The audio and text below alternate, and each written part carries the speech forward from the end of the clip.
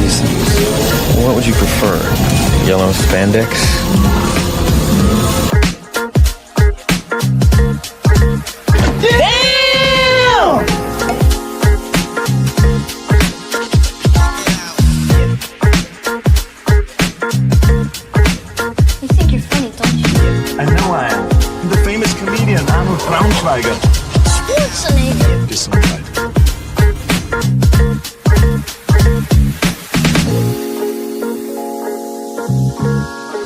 Did you see anything? No, sir. I didn't see you playing with your dolls again. Good!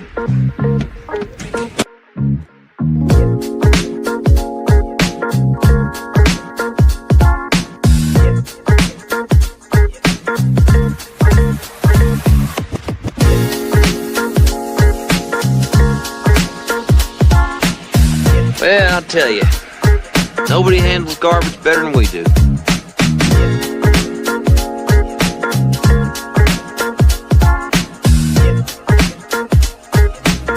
You don't remember? For you, the day bison graced your village was the most important day of your life. But for me, it was Tuesday.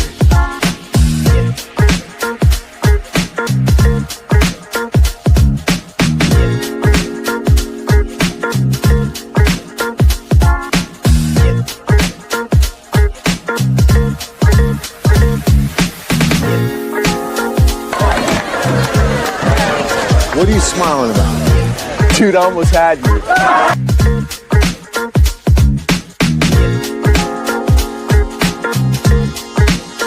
Left cheek! Left cheek! Left cheek!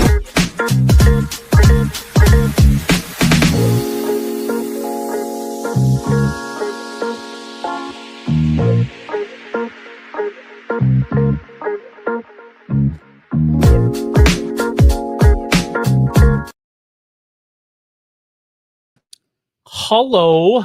How's everybody doing this evening? We got a little show tonight. We'll see how long it takes before we go off the rails. But I got a few friends that hopping in tonight. First off, let's welcome Stu. And while we're on the S's, Water. Smudge. And you know them and love them. They're my co-host. Of course, that would make me the main host. But you know what? Figure Fight Club's here. And so is Lou, not moderator, Base. How you doing? How you guys doing this Good, evening? man. Definitely question this. A little tired. A little tired? A little exhausted. It's been a long weekend. Opening cards this weekend? I did open a little bit of cards, yes. Of course he did. Of course he did. I was debating if I should open up a pack during this show, and I was like, no. Hey, as long as you're not looking up prices. I mean, try to pay attention to the show, you know. You're in it.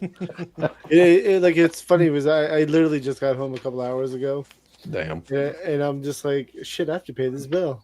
Oh, that's right. Where was that your brother-in-law's? Where was that at? Virginia. Mm. Yep. But 3.5 hours. We got a late arrival. Uh-oh. To the main stage. Creative. What's up, fellas? What's happening? What's up? So I should put a poll, the over under, how long it'll take for us to go off the rails, but it's required to do something. We have rails. Yeah, well, they're shaky. I was wrong. 4.5 minutes. 4.5 minutes. Is there a topic? Yeah. Did I put it in the Instagram? Yeah. Is there a topic? Movie soundtracks. Oh, that's right. Okay. goodness. Movie soundtracks. That's right. Am I the only one that did the homework? I did. I wrote 3 down, but I know movie soundtracks that I enjoy pretty good. That's true. Oh yeah. You know what you like. Right. Nice. Oh, okay. So I'm looking at Lou's name in the chat. Right below add as a moderator, there is put in timeout. I'll try not to fat finger this. There you go. Lou, you bullied me into it. You now have a wrench. Maybe, I think. Bully. Yeah, do what I have to do. You got to make things happen. You can't just sit around waiting. Hey, Tyler, should I put him in timeout for you? I'm going to put you in timeout. Ooh, can moderators do that? The moderators? Go count your cards. Let's find out. So I did something kind of cool. So you know how I was talking last week how you can put QR codes and people can scan it and go to stuff. So I added all your guys' stuff. So like you can click there right now, and it'll take you to Lou's IG, and then you don't have to put the link in the chat. And then you know how everybody is worried about if you leave the chat, you leave the thing. I mean, so there's Abhi's YouTube channel. So like when we Please subscribe. sign off at the end. I only have 7 more to go to hit 1900. Dang. So if anybody is in the chat right now that is not subscribed to Figure Fight Club's YouTube channel, click that barcode in the top left corner and help them out. We're trying to get to 2,000 before that way. Yeah, Exactly. Well, the QR codes work. Excellent job. Sweet. Yeah. And putting other moderators in timeout also works, by the way. Oh wow! Did you put them in timeout? Just for 10 seconds to test it out. Yeah, it does. How? Work. It didn't let me put you in timeout. That's not fair. Because I'm a super moderator, Lou. Those QR codes aren't like the wicked things, right? That they're not going to send you something naughty. You know that would be funny. I mean, that's only if you click my QR code. Vivid.com or something like that, just to fuck with people. That would be really messed up, though. That'd probably get you taken down. I don't know. Somebody report it. But let's see, Winford. Thanks for joining. Winford did the homework. Okay, so. All right, way to go, Winford. Good job, Yes. Winford. Somebody was paying. I did. I did the homework for last week, but I got called into work, so I couldn't come hang out. I was excited too. Oh, we nailed it last week with the amount of gangster movies. I was bored last week. Smudge isn't a gangster.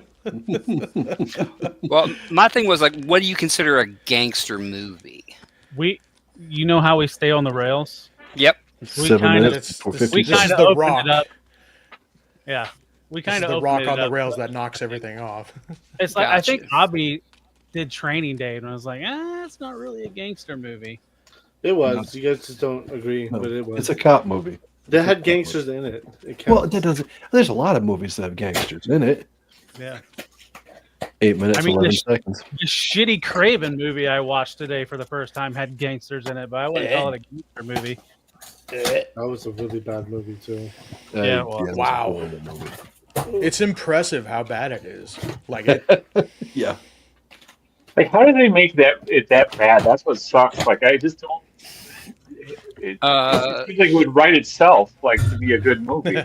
I mean, they have one of the. I mean, well, I guess when it comes to like Craven's stories, the only well-known one is Craven's Last Hunt, and that's where he dies. So you can't really adapt that into a movie that you're trying to turn into a franchise. Right. yeah. Which animal killed him? Oh no, he committed suicide. Oh, that would that'd be a rough PG-13, wouldn't it? Yeah. It was like really dark. Like there was a lot going on. Like if you never read it, The Craven's Last Hunt. Like if you want to read a good Craven story, that's hands down the best. That would be the one to do it. That would be the one. I mean, it's going to totally change how you see that character. Most I remember of Craven is from the animated series, the '90s animated series. Yeah, no, I mean they could have done some of the plot points from that. I don't know. It's hard to do any of that without Spider-Man, though. True. Well, it's funny how they try to throw like a Spider-Man Easter egg in that movie. Like his biggest fear was spiders when he got infected with that neurotoxin. Mm-hmm. Now, question: which was worse, Craven or Madam Web? Well, so first of all, Madam Web had titties. Yep. I was going to say, that's the only thing saving Madam Web. Yeah. Okay, titties aside, because titties can't. I mean, titties are great, but titties can't save a movie that's bad. I will. They can if they bring in enough people. Yeah. They didn't show enough titties to save that movie. Okay, that's all Well, I'm yeah. saying. Sydney Sweeney needed to be in that costume That was longer than a she was lot in that costume. of weight on her Oh. shoulders, literally and metaphorically. Mhm. They were both terrible. They were both. I mean, absent. there was a decent amount of titties in that movie, I'm and gonna I feel like say- it did justice. I'm gonna say Madam Web was the worst of the two. It was the most convoluted story. Nothing Yeah, in it it was- made any sense. Of at the all. two movies that didn't need a movie, Madam Web didn't need a movie. Oh yeah, yeah. Madam Web did not need any form of movie. She's a side character. She's not Yeah. a main character. Didn't she And start we- off as like a babysitter for the Fantastic Four or something? I'm not 100% sure, but it sounds right. Oh yeah, I think so. Like, how do you change it into that? Like, I don't know. Frankie's a fan of Craven. Frankie is a fan of Craven. Yeah, I would have never guessed that one. Perfect casting. And when we're saying Madam Web was the worst. Yeah. Yeah, I agree. And what was the Morbius one was even worse than that? Would that be the Oh. trifecta of terror? I don't even remember Oh. the Morbius movie, but yeah, I watched it, but I don't remember it. 2 words: Jared Leto. That's all you need. Yeah. I mean, Leto gets a bad rap all the time, but He does, yeah. I don't know if he's just picks the wrong projects or I think he picks the wrong projects. because I don't think he's horrible, but No, he's been in some okay stuff. Like it's not. When he was great in Fight Club, he played a hell of a punching bag. yeah, he did. He did a great job there. So, okay, he is a great method actor. Okay, first of all, like he really gets into the roles. The problem is when you are giving him roles that are based on comic book characters aren't that freaking deep. You don't need to dive that far into it. You just need to play the role opposite the hero. You know? Yeah. What was the movie with Matthew McConaughey that was a drug deal? Like he sold like some Dallas Buyers Club. Dallas Buyers Club. Yeah, that's pure method acting right there. That's the stuff, like you said, creative. That's where he needs to stay in that realm, not into this fantasy land. I'm not saying he's a bad actor. I'm saying he went too deep into characters that don't need to go that deep. Okay. We got arguing. Dang. Frankie, I think you need to come on here and explain yourself. Like I don't know if we can let you get away with that. Yeah, I actually enjoyed. And he went on. I enjoyed the. He was hanging out with the missus. So, think you'll hop on tonight? Convenient. I enjoyed Fantastic Four. Oh, I did too. Yeah, It wasn't the worst. It's not worse than Madam Web. No. By any means. Here's the thing. I didn't fall asleep and I watched the whole thing. Yeah. So, Craven, I fell asleep halfway through, woke up, and I said, I don't even care enough to rewind. So I just let this shit show play You gotta be itself kind out. and rewind, man. I mean, okay, I will say this. For Craven, the one like saving grace that I can find in Craven was some of the fight choreography. Like some of the fight choreography I'll give it that, was Okay. Yep. outside the box and wasn't like what we're seeing. Like they were really being creative with it. Yep. Like Yeah. being creative with that power set. That's about it. Yeah. And you said in Craven? In Craven, yeah. So what about the Rhino? Did you guys think how the Rhino was in that movie was kind of shitty? I mean, Yes. I wish we would have seen more of him, like as the Rhino, and not just the end fight. Right. I don't know. I don't mind it. I think it was okay for the world they were building in. You are very kind. I like how the chameleon, how his brother became the chameleon at the end. I thought that was kind of cool. I mean, that's how it is in the comics. That's his brother. Yeah. So. So 15 He's minutes. just on your in. ass, Smudge. Movie soundtracks? Yeah, we movie didn't. soundtracks. We just vaguely didn't get- brought up what tonight's show was about, and just We haven't started the topic yet. Okay. Right. Yeah. I just ran right into. Listen, I just want to talk Craven. about movies again, okay, guys? Okay. Okay, movie soundtracks. Let's Well, go. we've been talking about movies. all right, Abhi, you're on the hot seat. What's your first movie soundtrack you want to bring up? The Crow. Yep. That was when I was a kid, bang, though. look at Like, that. I mean, The Crow 1 and 2, man, they had like the best soundtracks of all time. I'm sad we didn't get the third one because that was supposed to be a really good one because it was going to be Rob Zombie. They made a Crow 3. Well, the one that he wanted to do. Okay, but it wasn't good, but they made one. No, I didn't. I was gonna, no, but Rob Zombie was going to do another Crow movie, and he wanted to do the twins story. Oh, gotcha. Okay. If you read the comics, you know what I'm talking about. Anyway, I did not read the comics. you should. Yeah, I don't read good. It's got I don't features. Why we're I don't trying know. to do it on my channel. You can't have everything on Abhi's channel.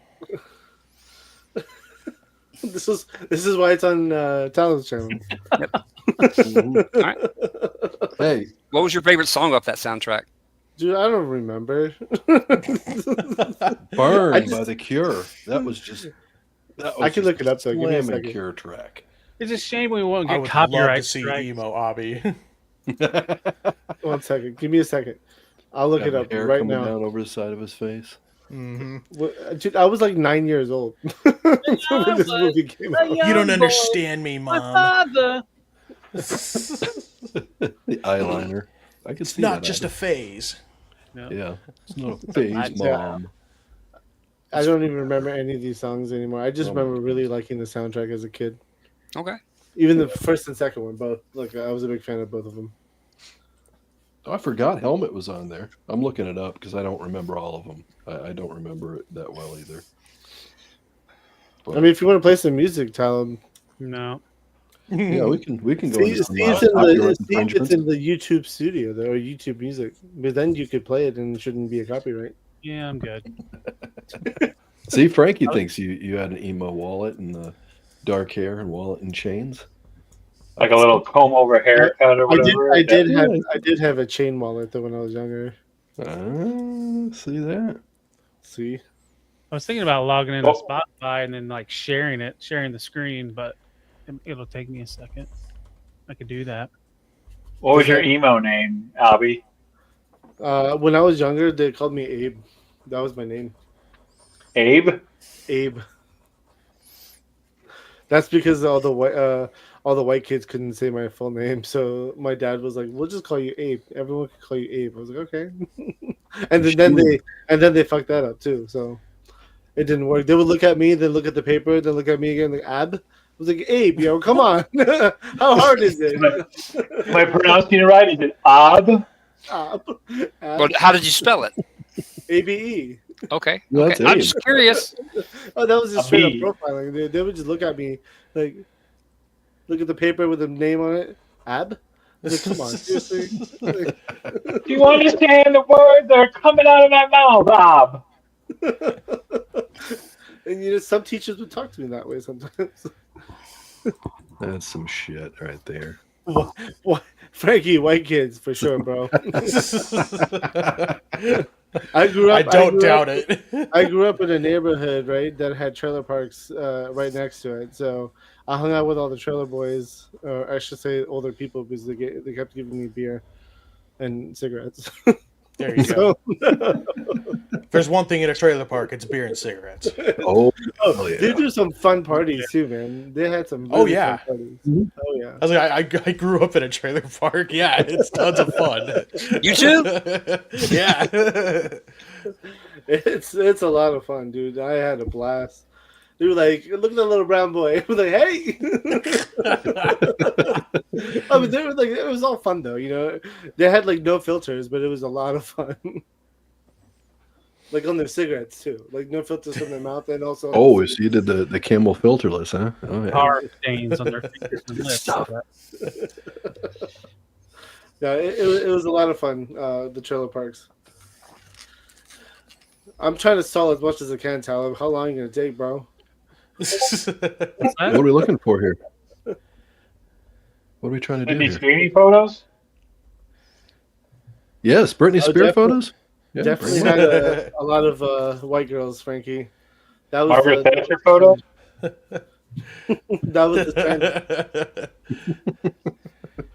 You get a Well, who else couch has and got a one? pool, you drag it out to the front yard and just watch the show. All right, I finally logged on to Spotify. So you want to see the Crow original motion picture soundtrack song list? Yes, You're just indeed. showing a. You're not gonna play the music. Do something. You can't play the music. It's gonna you got copyright. Come on, Abhi. Yeah. Jeez. He's trying to Come screw. on, He's trying to burn your channel. He's like, I'm not trying to taking burn him your down. channel. I'm taking Why him would down. I do that? Because then more time for the Figure Fight Club. Is that right, Nothing Lou? else going on. Well, I mean, yeah. Keith no, right? Sweat listening to him? He's not on that album, is Burn he? by the Cure is number one. Mhm. Oh, Big Empty by Stone Temple Pilots. Okay. Yeah. I can't read that at all. Yep. Me neither. That's why I You're brought too it up. busy drinking with the Trailer Park Boys. That's why you can't read. Are you on your tablet again, Abhi? No, I'm not, dude. It's so small. You put it on the big screen. Yeah, it's tiny. Yeah, it's really tiny. I don't know how can't to see get it it. bigger. You gotta so when you could drag your screen on the top, right, and it'll give you this little options to put it in like different positions on your screen. I always make it the small, like little square, or you could just zoom in. You can do that too. That's better for sure. Can you see it better now? Yeah, I can at least read it now.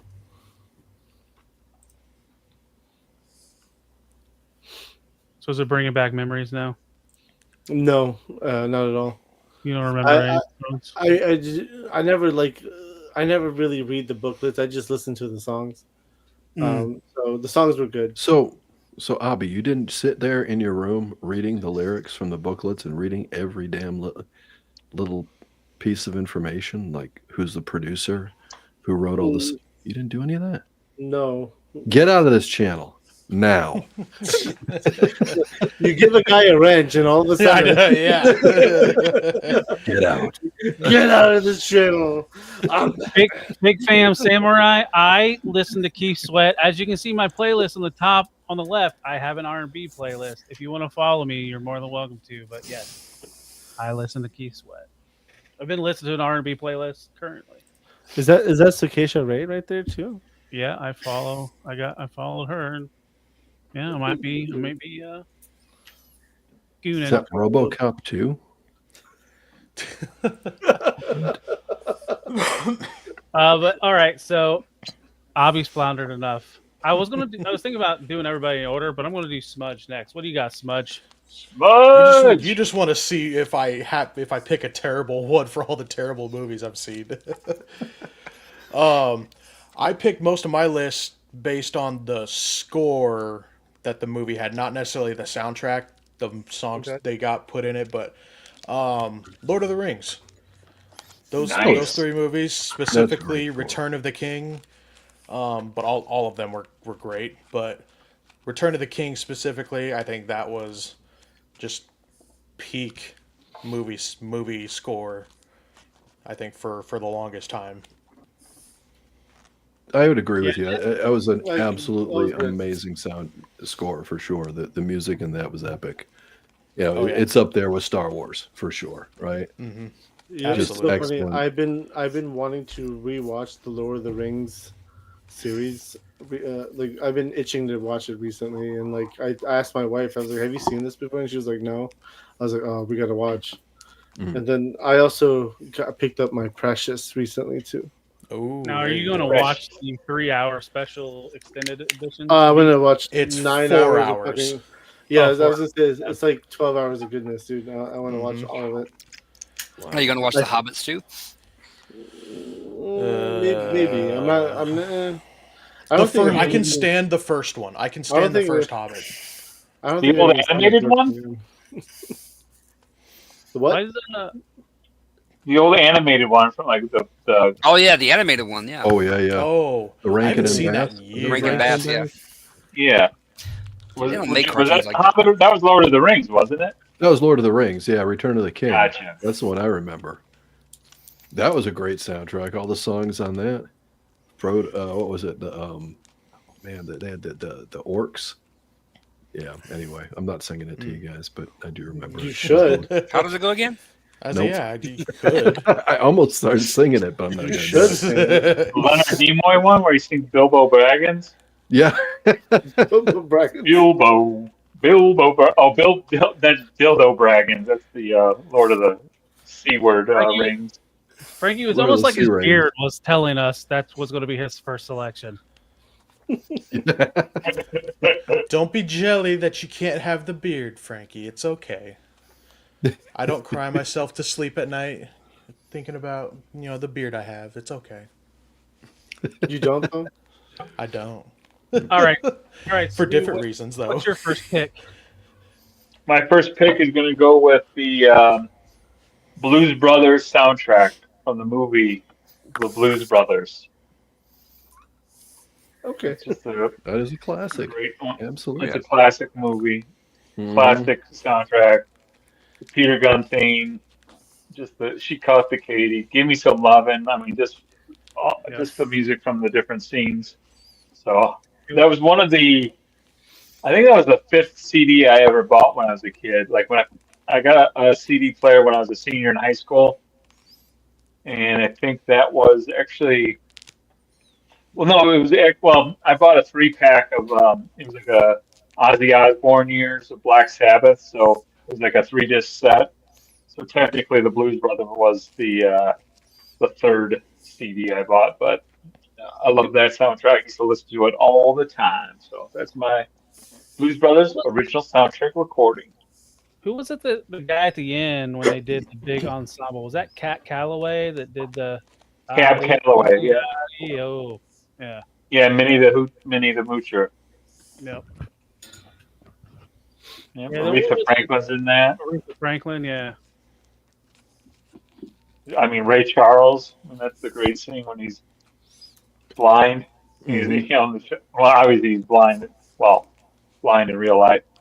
But yeah, those are just a great. John Lee Hooker. I mean, so many great artists and stuff like that. So it's a rite of passage here in the Chicagoland. Yeah. And there's a good seafood restaurant. You know the scene where they jump the over the bridge in the beginning of the movie. There's a where that was filmed partially. There's a fishery right there, and they sell some fantastic deep fried fish. So if you're ever in South Chicago, head on over. Oh yeah. Okay. All right, Lou, what do you got? All right, so the first one up is one breaking into pop culture type thing. Singles, 1992, I believe. Movie wasn't great, but the soundtrack was absolutely killer. It was the introduction. It came out before Alice in Chains' Dirt, and it was basically where they premiered the song Wood. That was the first single off that soundtrack. There's Pearl Jam's on there, State of Love and Trust. Chris Cornell's got a ton of stuff on there, solo stuff. I think there's a couple Soundgarden tracks on there as well. Absolutely killer grunge soundtrack. I mean, it's just everybody. Smashing. Is that your favorite? What's Is that? that your favorite Gene Garofalo movie? Is that my favorite Gene? Probably, yeah, absolutely. I'll tell you, I remember seeing the movie when it came out, not in the theater, but I think I rented it or whatever. But it was I didn't like it, but I was a kid still. I didn't understand it. I was too young to really understand it. It wasn't funny or anything else to me. But they had live performances of Alice in Chains and Pearl Jam, or not Pearl Jam, but Soundgarden. And that was my favorite part of the whole movie. Everything, all the music. Seasons by Chris Cornell is an absolutely amazing song. Matt Dillon's in that, right? Yeah, he's one in the band. Yeah, he's he's one of the main characters. Yeah, he's got the band, he's got the grunge band, and the band members with him are actually Pearl Jam. Chris Cornell shows up in like a scene, I think. So was that movie But set yeah. in Seattle? This is the Yeah. one that Kaiju Daddy's gonna rip me apart. I have never seen Singles. Oh, you got to. When you're a little bit older, it's funny, and it's actually a pretty decent movie. But when you're, what was it, 1992? I probably saw it in 93. I was like 17, 18 years old. Yeah, I didn't get it. It didn't register with me. It wasn't anything. I was born in '92. I was still pissed at Nirvana for getting rid of my heavy metal. Was the movie set in Seattle? Did I already ask that? Yeah, it was set in Seattle. What was it? Cameron Crowe did the movie.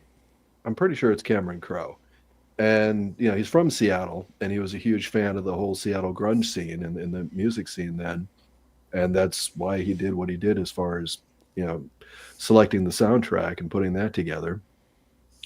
I think now with 2 T's is confirming. It was Crow. Thank you, Matt, with 2 T's. A different Crow, Abhi. Yeah, Crow with an E. With an E. And Cameron Crowe was, I think he was married to Nancy Wilson of Heart. I have to look that up. And of course, Nancy Wilson's from Seattle. So all this stuck together is a big Seattle thing. Nancy's the skinnier one, right? Yeah, Nancy's the redhead. I got to interview her. Really? Heart like 12 years ago. They were great then. Yeah. That band, they are still amazing to this day. Ann Wilson can still sing like she doesn't age. Her voice does not age. All right, creative. What's your first pick?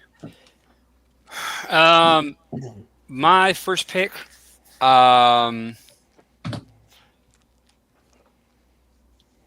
gonna kind of go off of Smudge here. One that has just a great scoring. The Ninth Gate. Oh, that's Johnny Depp, right? Yes, Johnny Depp. It is. Yeah. Mm-hmm. Like it is not like there's not like any songs on there. It's like the entire movie is like the score is done by an orchestral band, and they're reacting to what's happening in the scene. It's really like there's actually in the DVD there's an option to just play the soundtrack with the movie. Oh, okay. Mm-hmm. But the scoring in that is fucking amazing. Like it captures every scene just perfectly. Okay. Another movie I haven't seen. You haven't seen The Ninth Gate? No. So this is like, I guess I'm going to have homework this week is what it sounds like. Yeah. I think up to the 7th gate. I couldn't make it through up to 8, 9. Yes, I'm not the only one with homework. So I think what we should change this channel or this show to, the name of it every week is Find Movies for Talib to Watch. Right. And Smudge. Find for movies for Talib and Smudge to watch. Yeah. Help them. I have a huge list. 7. Yeah, that's. Hey, Smudge, do you enjoy terrible movies? Depends on how terrible they are. If it's in a good way or a bad way. Well, that's the thing. I've watched a lot of bad movies that probably make up for some of these movies that you guys are saying. Talking about. Oh yeah. There's some that are so bad they're good. Yes. Killer Clowns from Outer Space. That was a good movie, though. It was so bad. It was good. It's so bad it's good. Yeah. It was so good because it was meant to be that bad. Right. Yeah. Like that was the bar, and they fucking hit it. Mm-hmm. Earth Girls Are Easy. That's a good bad film. Oh yeah. Yeah. Mars Oh yeah. Attacks. No, the reason I asked is I had one that a friend of mine was in. He was in a movie, and he was like it was a horror movie, and he was like the main bad guy. And he described this movie to us, and everything that he described to us sounded amazing. And then I watched it and I was like, that's 2 hours of my life I'm not getting back. What happened? I don't know what happened, dude. I don't know what happened. It was bad. My number one is a soundtrack that I listened to a lot when I was younger. This movie's trailer was on, I forget what movie it was, but it was on a lot of movies. It was a New Line Cinema movie. So if you watch any New Line Cinema movies, usually this trailer was on it. And this soundtrack had some of the top hits of the late 90s. Keep Their Heads Ringing by Dr. Dre. Hoochie Mama by 2 Live Crew. It even brought some older songs like Rick James's Mary Jane. The soundtrack I am talking about is Friday. I was thinking that one in my head as soon as you started. Yep. when what's her name pulls up in the car and Hoochie Mama's playing in the background. I mean the self-titled track Friday by Ice Cube. All right, Ice Cube. Great movie. I mean, Chris Tucker breaking in and at his finest. Such a quotable movie. Oh yeah. What happened to Chris Tucker? He got was too just rich from doing that movie with Jackie Chan, and then wanted more Rush money. Hour? Isn't he very religious too? Didn't he? I don't know. He did like a stand-up special talking about how Hollywood kind of fucked him up. Ari Spears was talking about him on that what he always does those interviews with the Russian dude. I can't remember the name of that YouTube channel, but Ari Spears was talking about Chris Tucker, like, yeah, he just needs to go back to just doing some funny stuff. But yeah, he was good. He was in that Michael Jordan movie, about the Air Jordan films with Matt Damon and Ben Affleck and Jason Bateman. The story about I know what you're talking about with the shoes. Yeah, how Nike got the shoes. Yeah. Oh yeah. That's right. He was the agent, wasn't he? Yeah, he's one of the guys who worked at Nike. I think he was like a former athlete. I can't remember which actual person he was, but he was also in that the David Russell films with Bradley Cooper and Jennifer Lawrence. Bradley has that mental breakdown and they dance. God, whatever. I can't remember the name of the film, but with Robert De Niro was an Eagles fan. I don't remember that one. Yeah, it's damn it, I can't think of it. But he was in that movie too. So he does a couple here and there, but not so much like the comedies like he did. Yeah. Yeah, I think Friday was his like breakout role. I don't know. I know he was a stand-up comedian. Oh, there's what the movie you was thinking of, Silver Lining Playbook. Oh, Silver Lining, that's it. Yep, that's right. Silver Linings Playbook. That's what it is. Yep. But yeah, that movie Friday, like, I mean, when I hit a certain age, like I was like 15 or 16 when I found that movie, and it was me and my friends watched it a lot. So. Very, very quotable. That might be on my quotable movie if we ever do a show about movie quotes. The dad is so great in that movie, Friday. John Witherspoon. Oh, yeah. I mean, just put some water in that shit. We're talking about cereal. We ain't got no milk. Put some water in that shit. How you gonna get fired on your day off? Said they caught me stealing boxes. All right, Abhi, you're next. Back to you. What do you got?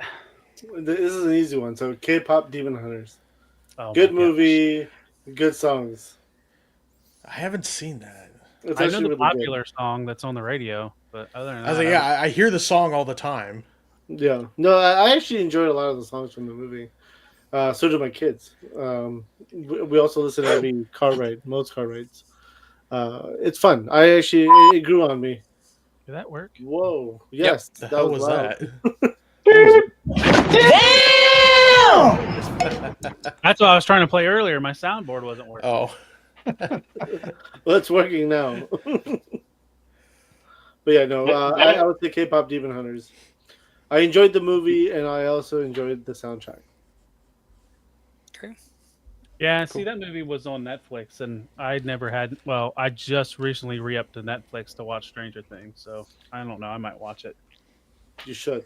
Mm. You will enjoy it. It's going to be your favorite movie of all time. Is it a Disney movie, or I mean, it's not a Disney movie, but is it No. like feel to it because it's animated? No, it doesn't. You actually, it had a cool story to it. Actually, I really enjoyed the story behind it. Yeah. It was interesting, and I think there was a funny story to it too. Like I think like Sony produced it, or somebody made it, and Sony owned it, and then they weren't feeling it, and they sold it to Netflix, and Netflix released it and made like a shit ton of money or something. Yeah. Something weird happened with that one, and then like you were thinking like like the original creators, whoever paid for the funding for that movie, were probably kicking themselves when someone got fired that night. That's for sure. I think it was a couple weeks ago. Like Mattel and Hasbro announced that they both have the licensing rights to that property, and like Hasbro, if someone makes figures of it, I will buy them. Well, Mattel make like the Barbie doll size, right? Ones, right? Aren't those coming out? Or they're rather the Barbie style figures, where Hasbro will be doing other action figures, and then like not Nerf guns, but stuff that you role play toys. Yeah. Okay. So. I would love to see action figures because I would buy them. That's all right, Smudge. What's your second selection? It's another movie with the good score, I think. Back to the Future. Good score and soundtrack. Yeah, good score and soundtrack. Yeah, Yep. Because that's one of the best movies that kind of around that I saw early in childhood. That's one of the few I did get to see, and yeah, the music really stood out, and yeah, the soundtrack is great, and that. Like I got a little bit of like the itch to play guitar because of that movie, and it's just so good. All three of them. I don't care what anybody says about the other two. Oh yeah, the Back to the Future franchise was incredible, and I'm with you on that soundtrack. That soundtrack, I remember that was you couldn't turn on the radio on a pop station and not hear Back in Time or The Power of Love. Like every 5 seconds, Huey Lewis in the frickin' news. Yep. Yeah. But it was everywhere. It was just that brings me back. Did Danny Elfman didn't do that one, right? Yeah. Danny Elfman did the score. Okay. And that had to have been one of his first ones too, because that was it was like Batman 86. was right up there. Oh well, this is 85 when it came out, so. Yeah. Right, 85. Yeah, it was before Batman. I think it was, if it wasn't his first one, it was one of his first. Because he was still doing Oingo Boingo in the early 80s before he switched over to do that. What was he doing? Oingo Boingo? The band? I'll look him up. In Weird Science, the band that was in Weird Science. Yeah. Yep. Okay. Pots and pans and dollars and Weird Are you Science. sure? It was. That was another good. Oh my god. Was it not Elfman? It might not have been. I thought it was. Well, it says John Williams in Spotify. Oh no, that's a John Williams one. Okay. Oops. My bad. Oops. I didn't think it was. I was like, no, it wasn't. I couldn't remember the other guy's name. Well, I do it makes have a sense too, funny because John story. Williams. Of a Back to the Future Back to the reference. Future, Yeah, Frankie, we are allowing scores because, as I say, I read the rules. So I got some scores. Down in the tail end.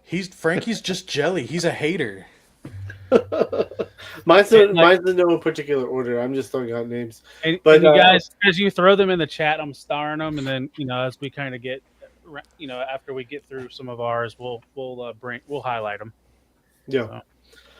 It was funny. I said, you know how in the movie he's like, "Come on, McFly, come on, McFly," and he was tapping him on the head. I did that to my wife. You can hear the grease as he hits him. It's so gross. I did that to my wife and said, "Come on, McFly," and then she goes, "I was like, you know what that's from?" And she goes, "Super bad." And I was like, "What?" And she got confused with McLovin. McLovin. Oh, wow. And I was like, "No, honey, it's from Back to the Future." And she's like, "I don't think I've seen it." I was like, "Oh shit." Oh my god. Another movie we gotta watch together now. Yes. Movie, that's a franchise. Yeah. Oh yeah. Dude, it was just funny that she said fucking Superbad. What's funny, the new season for Fortnite dropped, and one of the skins is Marty McFly, so you can play as him. Oh, Fortnite. that's cool. Okay. All right. Oh yeah. All right, Stu. You can come on here and defend yourself, Frankie. I ain't stopping you. Hey, 1999 or 1993 film, Judgment Night soundtrack. You got like they had took the like heavy metal and rap music together, like Helmet and House of Pain. Slayer and Ice-T. Yes. Yep. What yep. a combo. Was that the Biohazard Charlie and Onyx. that got stuck in like inner city or something like that? Emilio Estevez, Dennis Leary, Jeremy Piven, Cuba Gooding Jr. Yep. And it was they were like at a fight and they took the wrong turn off the expressway. Yeah, and then Dennis Leary and his gang started chasing them down. They witnessed someone getting shot or something. Yeah. And then Dennis Leary and his gang go after him. But yeah, the soundtrack was awesome. I listened to the hell out of that. Helmet was one with God was the Mudhoney. Mudhoney. Yeah, Mudhoney was on there. Mudhoney. I'll tell you, the surprise break for me anyway. The surprise breakout track on that was Faith No More and Booyah Tribe, Another Body Murdered. Yes, that song was just so damn good. It's like I love Faith No More, so you got that. Oh yeah, that album, that song was just incredible. Yeah, the soundtrack was way better than the movie. Honestly, yes, 100%. Oh yeah, Sonic Youth and Cypress Hill. I Love You, Mary Jane. That was the one I always liked too. Yep. Smudge, have you not heard of Ice-T's metal band? No, I had not. he's got a metal band. It's called Body Count. That's insane to think about. And they're pretty good too if you like metal. I was gonna say I'm definitely checking that out after this. Collabs are crazy on the soundtrack. I mean, Cypress Hill with Pearl Jam. Yep. Ice-T. That's insane too. Run DMC with Living Color. De La Soul. Yeah. Oh, De La Soul. I'm checking this one out for sure. You will be floored. And I'm telling you right now, just go start with frickin' Faith No More and Booyah Tribe. That song is a banger. And you know what's cool about these soundtracks? It gets you into. I'm sorry, Luke, for a second. Just that. These are maybe some artists that you would never buy an album from before, and all of a sudden you're exposed to it, and then you're like, hey, I really like that, and then now you're going into a whole new realm of stuff.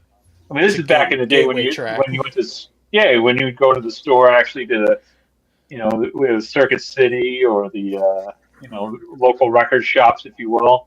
I was at Vincent's, Indiana, my freshman year. I think there was a place that was selling them, and that's where like a local record shop was, buy a CD for $19, and you're like, wait a minute, I can get it at Circuit City for $12. So then you start doing that process, and all of a sudden your local shop's out of business. You're like, why did I do that? I should have bought the $19 CD. But yeah, just all those fun purchases, and then you're like enjoying the hell out of it. Nowadays, like music is available so easy nowadays. I actually listen to less music now than back in the day. It's ridiculous. Yep. I typically listen to music that I listened to back then when music was harder to come by than new music now. Call me an old friend. Kind of how it works. Extra for an import, like when they had the import label on it, and it was actually not that much better of an album, but it was just cooler because it said import on it. Yep, one extra track. Yeah, one extra track. Well, it's like I DJ'd at a local bar / club for 10+ years, so I was buying a lot of music Strip club? to listen to. No, it wasn't a strip club. It was just regular. It was just a titty alcohol bar. establishment. I tell you what, I wouldn't mind working at a titty bar, but so Go to the main stage. It's Chastity. Chastity to the main stage. I'm gonna tell you right now, I've done it. Deep It's in the not pockets, that fun. gentlemen.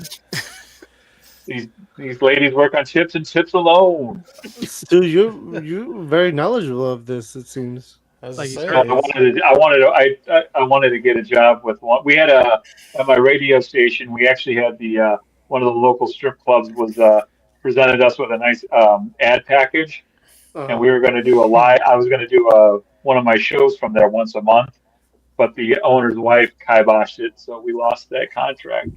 She's like, we are not doing a strip club for the radio station. So pissed, so pissed. Should have. What's up, industrial Gentlemen's strip? Club. Gentlemen's Club. All right, Lou, what do you got? Oh, well, Stu took my last one. So we got wow. that. That was my second one. So right on, Stu.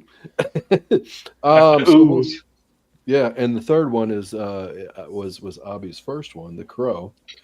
So we will go with Last Action Hero soundtrack. Damn you! Nice. That was mine. Fuck. I'm glad I wrote That was- 5 down. That was another one that was just it was that same time frame. Though that mid 90s soundtracks were just unbelievable. Yeah, you had Aerosmith, Cypress Hill, Hell yeah, Frankie. Megadeth, AC/DC. Yep. Was Alice in Chains was on there twice, I think.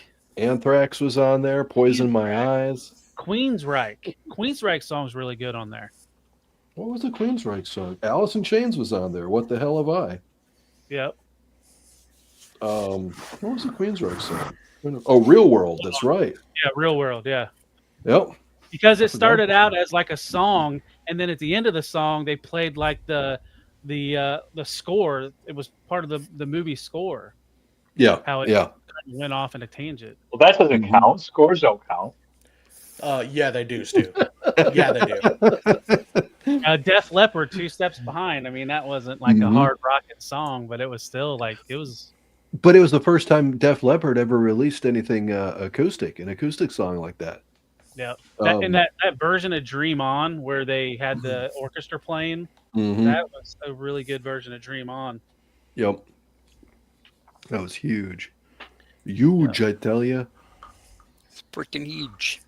And I don't care what everybody says, but I love that movie. That's one of my favorite movies. I had that as a VHS as a kid, and I watched it all the time. I did too. I remember I seen it at the theater. I liked it a lot. Hell yeah. All right, Creative, what do you got? All right, my next one is The Fifth Element. Okay. Ooh. Like there's a lot of like there's not a lot of like famous songs on there, but so it's more of another score one. But that opera scene. That's what I was about to say. Yeah. Oh yeah, the opera scene. That was good. Mm-hmm. I agree.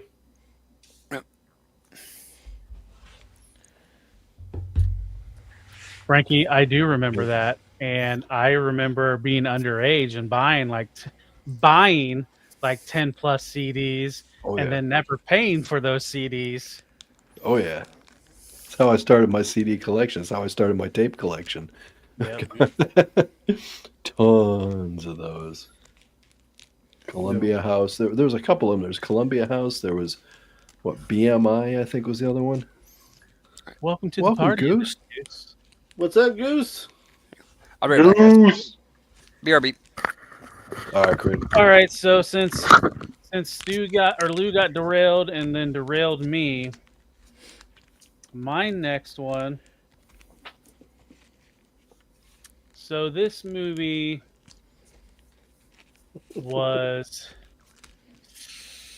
I liked it at the time. It was. Hold on. I gotta pull it up. I remember the songs on it, but I want to figure out. I want to say what year. All right, so this movie came out in 2003. So this album was full of artists like Seether, Fuel, Saliva, Oh, I know. Nickelback, Chevelle, Hoobastank, I think I know what Evanescence. this is. Demon Knight. This movie was the first Daredevil with Ben This is Affleck. Daredevil, right? Oh, Yeah, banger soundtrack from the top to the bottom. I mean, like you had like the slow, sad song "My Immortal" by Evanescence, but man, she's got pipes. But she also did the other song, "Bring Me to Life." Yep. And it's funny, they took a song from I forget who it was now, 13 Stone or 12 Stones, and turned it into a theme song for Kane. That was the theme song for a while. Seether, Hang On by Seether, great song. High Wire Escape Artist by Boy Sets Fire was a sleeper.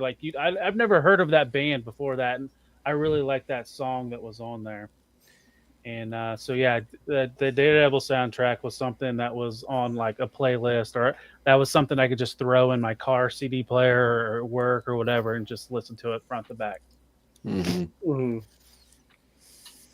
Yeah, a lot of good songs on that one for sure. Agreed. All right, Abhi, back to you. All right, don't make fun of me about this, but I'm going to say it anyway. We're gonna make fun of you. Spice World. Okay. Go on.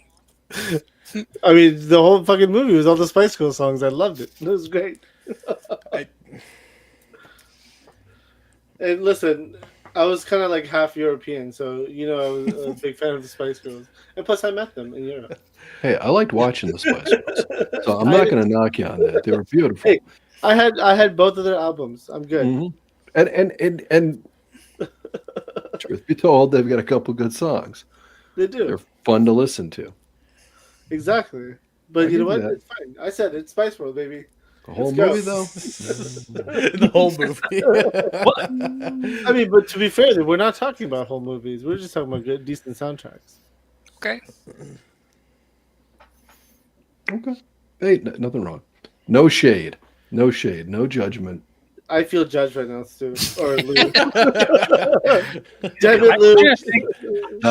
No. I'm teasing you because who the fuck cares what you like? Right. And that's fact. That's fact. So no, I'm teasing you, but I'm not serious. I mean, I had the Spice Girls album. That Wannabe song and like their like 2 follow-up singles were really good songs. Thanks, I Frankie. can't remember what song came off of this album though. Like, what was the original release? I'm kind of looking at it right now. I guess I could have pulled it up. I didn't even hear.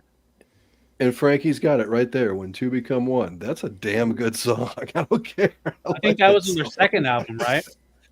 Was it? I don't know. I honestly don't know. I couldn't tell you. Yeah, I really don't know. I do like that song. That was a good one. So yeah, I'm Here is the track list. Spice Up Your Life. That might have been the. I think it was Spice Up Your Life. Yeah. Girls of the world. Saturday Night Divas. Never give up on a good time. Yes. I agree. Sporty Spice is my favorite spice. Really, Stu? I thought Scary Spice would be your favorite one. Scary Spice was mine. No. Scary was. I used to be posh. It used to be Posh Spice. I mean, And I then like she married that Gingers. football player. I like Gingers, but Scary was my girl. Mm-hmm. All right, Smudge, what you got? Frankie can't be mad at me on this one because I know he loves this shit. So I better not hear anything out of him. Jurassic Park. The score for that movie. Yep. The first one. Are you doing a complete score list? They're all scores because I mainly focused on scores because if it's an actual track, I really don't care honestly. because I usually focus on the the score of the music when I'm watching a movie. So I thought about listening to Jurassic Park. That end credits theme song is probably yeah, you can do that in your head. 1, 2, or 3. 1. Just had to ask. Dude, the Velociraptor rap was the best song on that album. Yes, yes.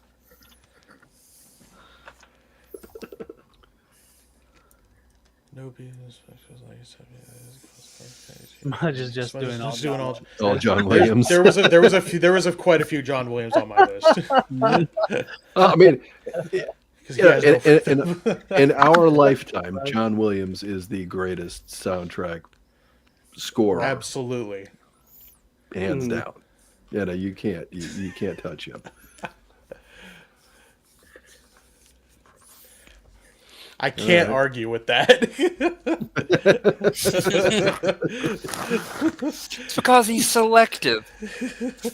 No. Oh, so I grew up with a very sheltered childhood that I didn't get to branch out and see anything really until I was like 16. So I've been playing catch up ever since. Mm-hmm. Abhi, Fig Fan Samurai's got some fighting words for you. That might be his number 4. You better watch out. Yeah, careful. All right, Stu, what do you got next? I'm gonna stick with my soundtracks of movies I love, and I'm gonna go with National Lampoon's Animal House original motion picture soundtrack. Okay. Yeah, a lot of classic music from like the 50s, Louie Louie, Mm-hmm. Sam Cooke. Yep. I mean, that introduced. That's that introduced us 80s kids to the 50s and 60s music. Yeah, I mean, I used to listen to, again with, grandparents or parents in the car and stuff, but having this on when I was like, say, driving around, 17 years old, 18, just love the hell out of it. I mean, I had it on, I don't think I had it on a cassette. Yeah, no, I didn't have it on cassette, but I just loved it, man. Like in my early 20s and stuff, just jamming out to it. And yeah, Shamalama Ding Dong, just all the good, just some good fun music. And oh yeah, yep, that's just and again, like a good soundtrack too will like, especially with a movie that you really enjoy the hell out of, just takes you back into that movie too. So then it just kind of reiterates that purpose of enjoyment of it. So that is my choice, Animal House. Oh yeah, because she's got a couple of major league yabos.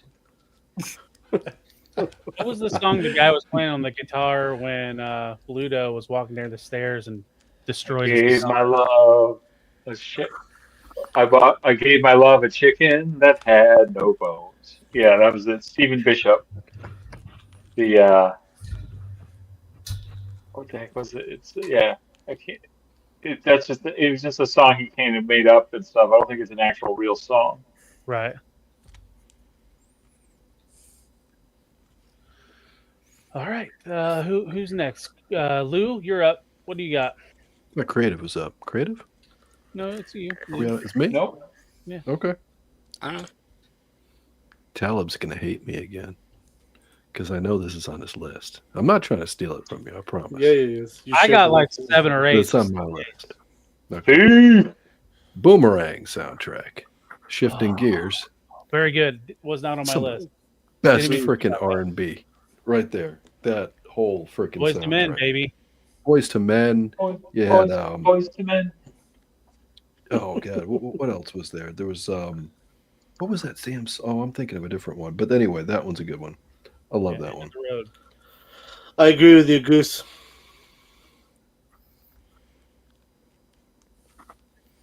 Yep. Nobody else. We got crickets in here. What's that? I haven't seen it. You gotta see it. Oh man, Eddie Murphy. Boomerang is a Eddie great Murphy. movie. Oh, hey, talk about one that quotable lines. John Witherspoon's in this one as well. Oh, Yes. Oh, is he? weren't we talking about this last week? We Were were. we talking about it on another show? Yep. No, we were talking about it. I think it was last week. And that's what started making me think about the soundtrack. Yeah. Tony Braxton's on here a couple times. Johnny Gill. Mm-hmm. I put it in the list. Yeah. Tribe Called Quest. You should just check your list. You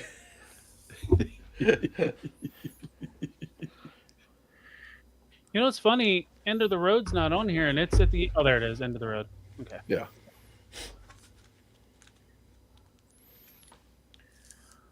All right, Creative, you're next.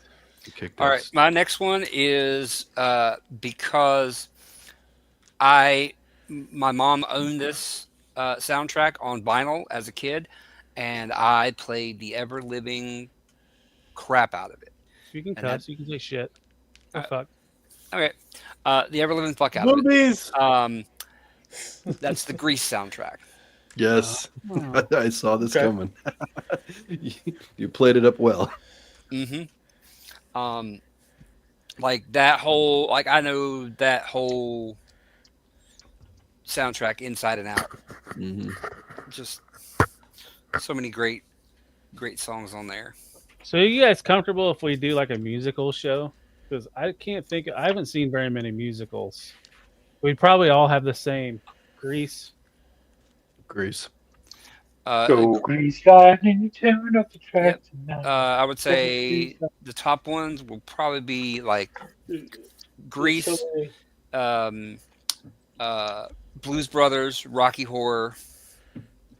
Save him. Don't count. There goes the show. I was just talking about musicals. I'm sorry. I wasn't trying to steal anybody's ideas there. I'm just talking about musicals. No, you're not stealing anybody's ideas. We all have the same ideas on that one. Don't you feel like Frankie's just constantly picking on you? I know. I feel targeted. Brutal. You know what? Team America was a great musical. Mm-hmm. That is true. Oh, he doesn't let me forget. Now- Any chance he gets to get that knife and twist it. Hate is gonna hate. I think Exactly. Grease is a Moulin classic. Rouge. Yeah, Good- Grease is good definitely up choice, there. man. Yeah, that's a classic. Oh, sorry. All right, Talib. All right, I'm pulling it up right now. So, Last Action Hero was going to be one of mine, but I'm having to go to some of my backups. So, give me a second. I'm pulling this one up. It's kind of I don't want to say obscure, but it was another one of my favorites when I was younger. It had multiple different various artists in it. So we had Smashing Pumpkins. R. Kelly's one of his big hits of the year was on this movie. Bone Thugs and Harmony was on this soundtrack. And then we also had Jewel. So it was a weird mix-up of artists on this soundtrack. But every one of those that I listed was a single off this soundtrack, and it was the Batman and Robin soundtrack. And R. Kelly Gotham City was all over the radio that year. Like, it made you want to sing "A City of Justice," "A City of Oh Love," my God. "A City of All I Peace." can We got think Rick rolled just now, guys. Anytime anyone mentions R. Kelly, all I can think of is Dave Chappelle. I'm going to piss on it. Yeah, Frankie right there with it. Open your eyes, show me your face. I'm going to piss on it. I'm gonna be in the closet. Lovers wanna love. And the Haters Foolish wanna hate. Games by Lovers Jewel wanna was love. probably I don't one of her best, like, just that captured her voice. If you haven't heard "Foolish Games" by Jewel, check it out. The Smashing Pumpkins song was okay. Look into my eyes, Bone Thugs and Harmony was decent, but it was like towards the tail end of Bone Thugs and Harmony. But yeah, fun soundtrack. My Jewel song was probably the best ever. Yeah. Yep. So I have an idea, Talib. Mm-hmm. Do you want to do the next round? You list off you list off the songs or the bands that are on it, and people try to guess what it is. Oh, I'm out. I'm not gonna know him. Let's see. Hold on. It's not fair to Did you guys run out of soundtracks? Oh no, I got some. No, I have more. Okay. I got a huge Would list. you want me to go next, or you guys want to keep going? You're next, aren't you? Yeah, Abhi's next. Yeah, I'll do Cruel Intentions. Nice. Da, da, da, da. It's a bit. I enjoyed the music from the movie. Now don't ask me to name people. I mean, fuck if I know, but I definitely enjoyed the music. Oh yeah, better. I mean, except for that one. But welcome, Headcanon. Headcanon, what's up?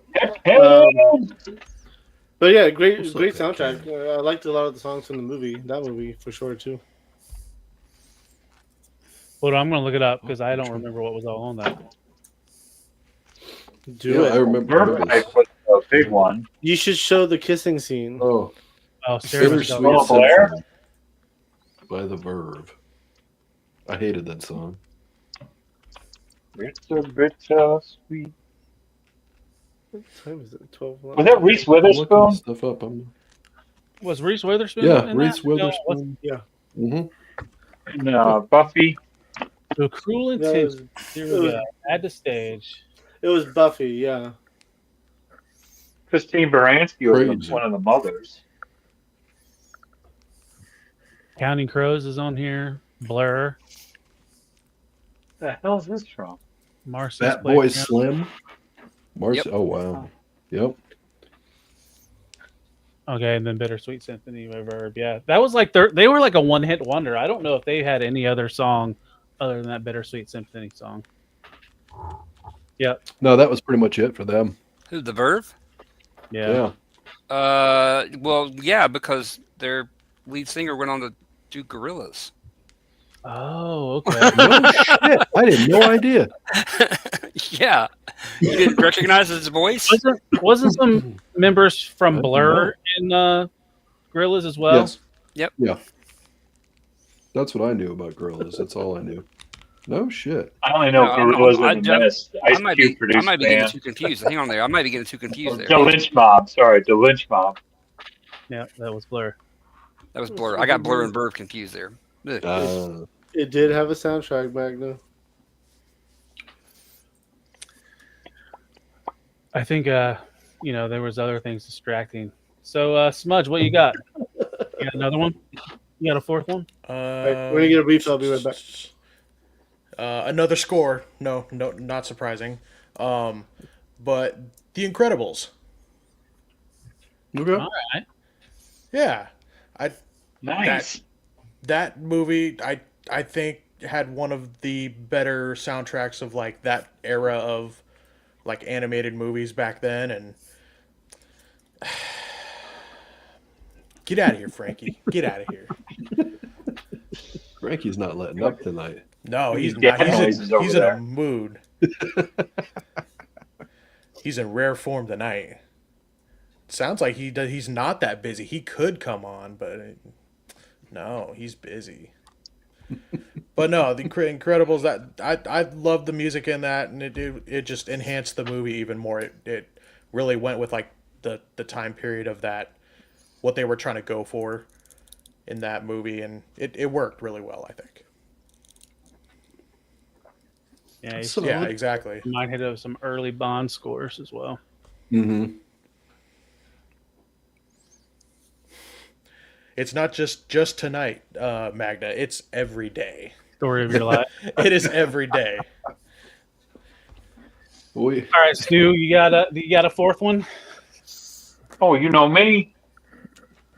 Show enough.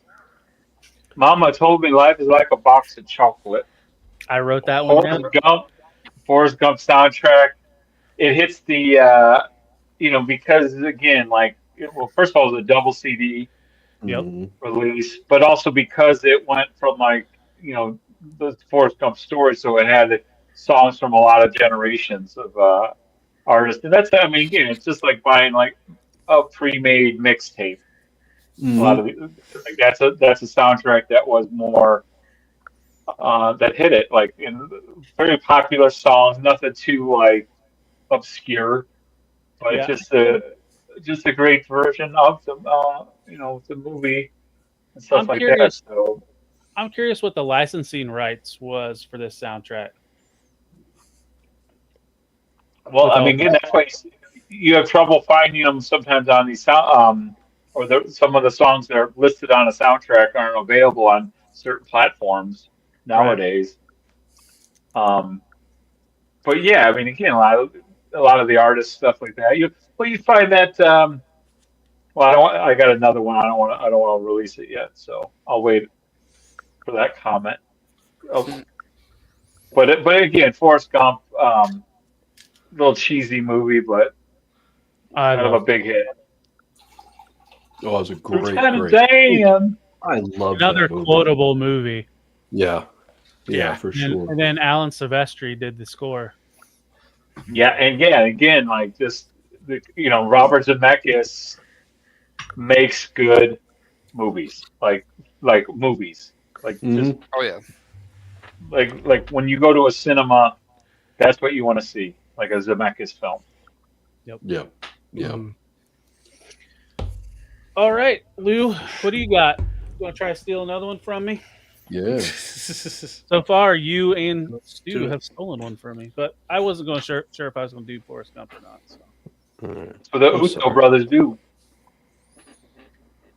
I'm sorry. I wouldn't try. Welcome, House Endo. Thanks for joining. Hello. Endo. All right, so I'm trying to decide which one I'll throw Endo. on More like Abdo. out right now. We'll go with a similar. This is actually similar in theme with what Stu just came up with, or just brought out. More modern movie, more recent, but a similar idea of a mixtape situation. Guardians of the Galaxy. Oh yeah. Damn, good call. Same, very similar idea. I mean, he definitely took a cue from Forrest Gump, I think, on that, and just taking some, various iconic songs of an era or a number of eras, and boom, there you go, Guardians of the Galaxy. And that like it brought some of these artists back, I think, or at least Right. Oh yeah, he for did sure. that. He did that with all those soundtracks. At least the first two. The third one I don't find as memorable. But it's Yeah. like Agreed. I'm going to feeling like I knew I've heard that song, but when I heard it in that movie, I'm gosh. like, oh come gosh. on, give it to me some more. Same Yeah. thing with the Fleetwood Mac song from the second movie. Like Oh, that yeah. was that. Like when I hear that song now, I think of that scene, and it kind of like doesn't break me emotionally, but I get I get the goosebumps from that scene. Yep. Doom. Yep. I mean, Absolutely. that's one of the things with James Gunn is he knows how to build something like that. He's did it with with all the Guardians movies essentially. Even his Suicide Squad was similar. Not as effective maybe, but Right. thematically it's the same kind of idea. Take a great song and put it in an action sequence. Even a song that you may not even consider being right for an action sequence, but it freaking works. Yep. Yeah, and then just like what Magma says, the opening scene is it's hard for you not to sing along. Yeah. Yeah, Mhm. for sure. But it's like, when they're at the end credits, when they're doing Ain't No Mountain High Enough, or when they're break dance fighting. Yeah, it's House Endo. He makes a great. You know what, Talib? You brought up Fleetwood Mac and with soundtrack and the second soundtrack of that Guardians of the Galaxy. And if I take a moment, my old man loved Fleetwood Mac. Like I had a 5-disc player for him. Like but one of the track disc slot number one had to be his Fleetwood Mac live in concert DVD, so he could listen to it. And it's just a great memory of my. Sorry for a second, I lost my. Anyway, just with that theme of that movie about fathers, and just having that memories of that. That's what music does for us. Like, it just like takes you back to something. And I remember for a long time, when my dad was alive, Jesus Christ, Fleetwood Mac again. But like I would, you just like listen to it now, and it just takes you back to those memories of your pop. And that's just like again what music does. Like the Blues Brothers for me too. My mom loved the blues music, and that's what again a good point of music it does. It brings you back to good memories, or you know, mostly you want to go revisit the ones that are good quality times. But yeah, that just hits the spot right there. So I mean, that's again what's fun about reminiscing about shit. So Yeah, I couldn't good say that stuff. any better. That's how music is with me. Like it if it's older songs, it'll bring me back to a time in my life where it mostly happy. Yeah, that's the good memories. All right, creative, what do you got? All right. So let's see here. Let's see. Say what you will about the movie. It had an amazing soundtrack. It had Red Hot Chili Peppers. It had Jimi Hendrix. It had Black Sabbath. Like you're going my route. I know exactly where you're going. It had Alice Cooper. It had Queen. And that's Wayne's World. Oh, good, good ball. Party on, Garth. Say what? Party on, Wayne. Party on, Garth. Garth. Yeah. Quotable movie. Great soundtrack. Hilarious cast. Mm-hmm. Maybe not the most it's serious, Ronnie James but Dio Black Sabbath too. Ronnie James Dio's version of Black Sabbath too. So That's right. scores Yeah. extra points with me. Yep. That's right. Yeah. No. 100% on that. That was just a phenomenal movie altogether. Timing. like perfect storm of just like right people, right time, right energy, right everything, and it just fit in that place. Like you couldn't make a Wayne's World today. They would screw it up. Oh no. Mm-hmm. Mm-hmm. Well, it was.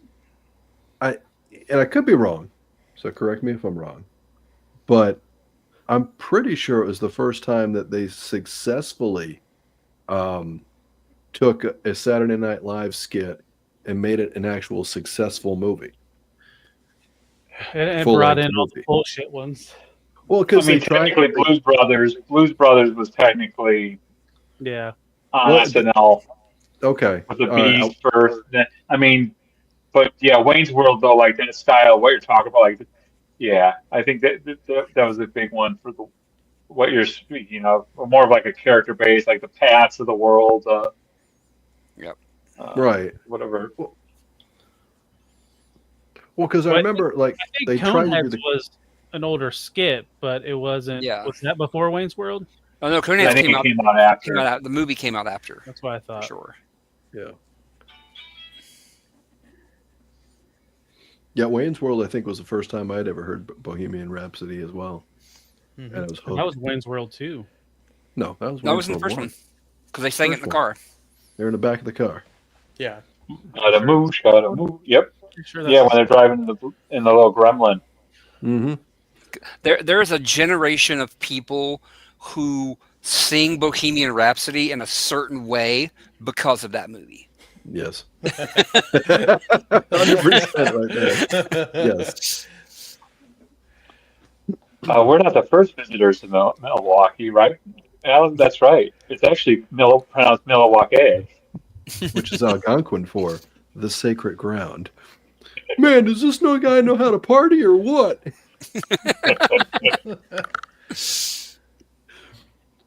Oh, swing. I mean, freaking Al Bundy, running the Stan Mikita's Donuts. Yep. I mean, Oh, yeah. The gun rack scene. What do I need? I don't have a gun. Why would I need a rack for multiple? Let alone multiple. And the beauty part is there is no next level. Just keep putting quarters in it. You're a gelatinous glob. But That's No what's Stairway to Heaven. right? We'll murder each other. that's Oh yeah, such a good movie. All right, so here's my next one. So this movie came out in 1996. ladies man. It was, and this was another one of my favorite soundtracks. This is probably one of my first CDs I owned. This album had artists Salt and Pepper, Monica, All for One, the boy band that nobody remembers back in the late 90s. Coolio had a single on this. Seal had a single on this that was a remake of an older song. That might have spoiled it. And this predated Gotham City as a R. Kelly radio track. This is the Space Jam soundtrack. From front to back, this was probably a solid soundtrack for me, especially the track with Barry White and Chris Rock, Basketball Jones. Which I think that was like an original Cheech and Chong song, and they turned it into something for their soundtrack. So yeah, Space Jam. Screw LeBron James and his version of Space Jam. Nothing will be topped with Michael Jordan and Space Jam. Jordan's the GOAT. True. Absolutely. Mm-hmm. I agree. Space Jam was a good soundtrack. So, I believe I can Abhi, do you have another one? It's back to you. Yeah. So another one that I listened to a lot as a kid also was Titanic. Oh yeah. Mm-hmm. So that was what's that? It was like no lyrics. It was a lot of just music, like orchestra style, and I really enjoyed that. That was cool. And Celine Dion. And Celine Dion, yeah, that was like the one song, yeah. HCC, that was Abhi's first pick, was the Crow soundtrack. I would say Crow 1 and 2 together. They both were good soundtracks. Okay. Thank you, Frankie. I'll send you my address.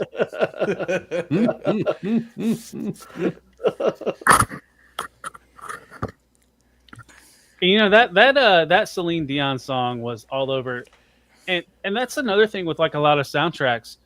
Like I'm trying to find ones that have like a bunch of songs that I like, but there's a lot of soundtracks that have one single, like Titanic, that was big, and everything else was. Well, that's because that era was pre-internet. So like one of the best ways that they like got cross promotion for a movie was to play the single from the movie on the radio, and the movie companies would pay so much money to have those songs played. Mm-hmm. Yes. Yeah, that's very true. It was a good soundtrack, the whole thing. Oh, for sure. Yep. Yeah.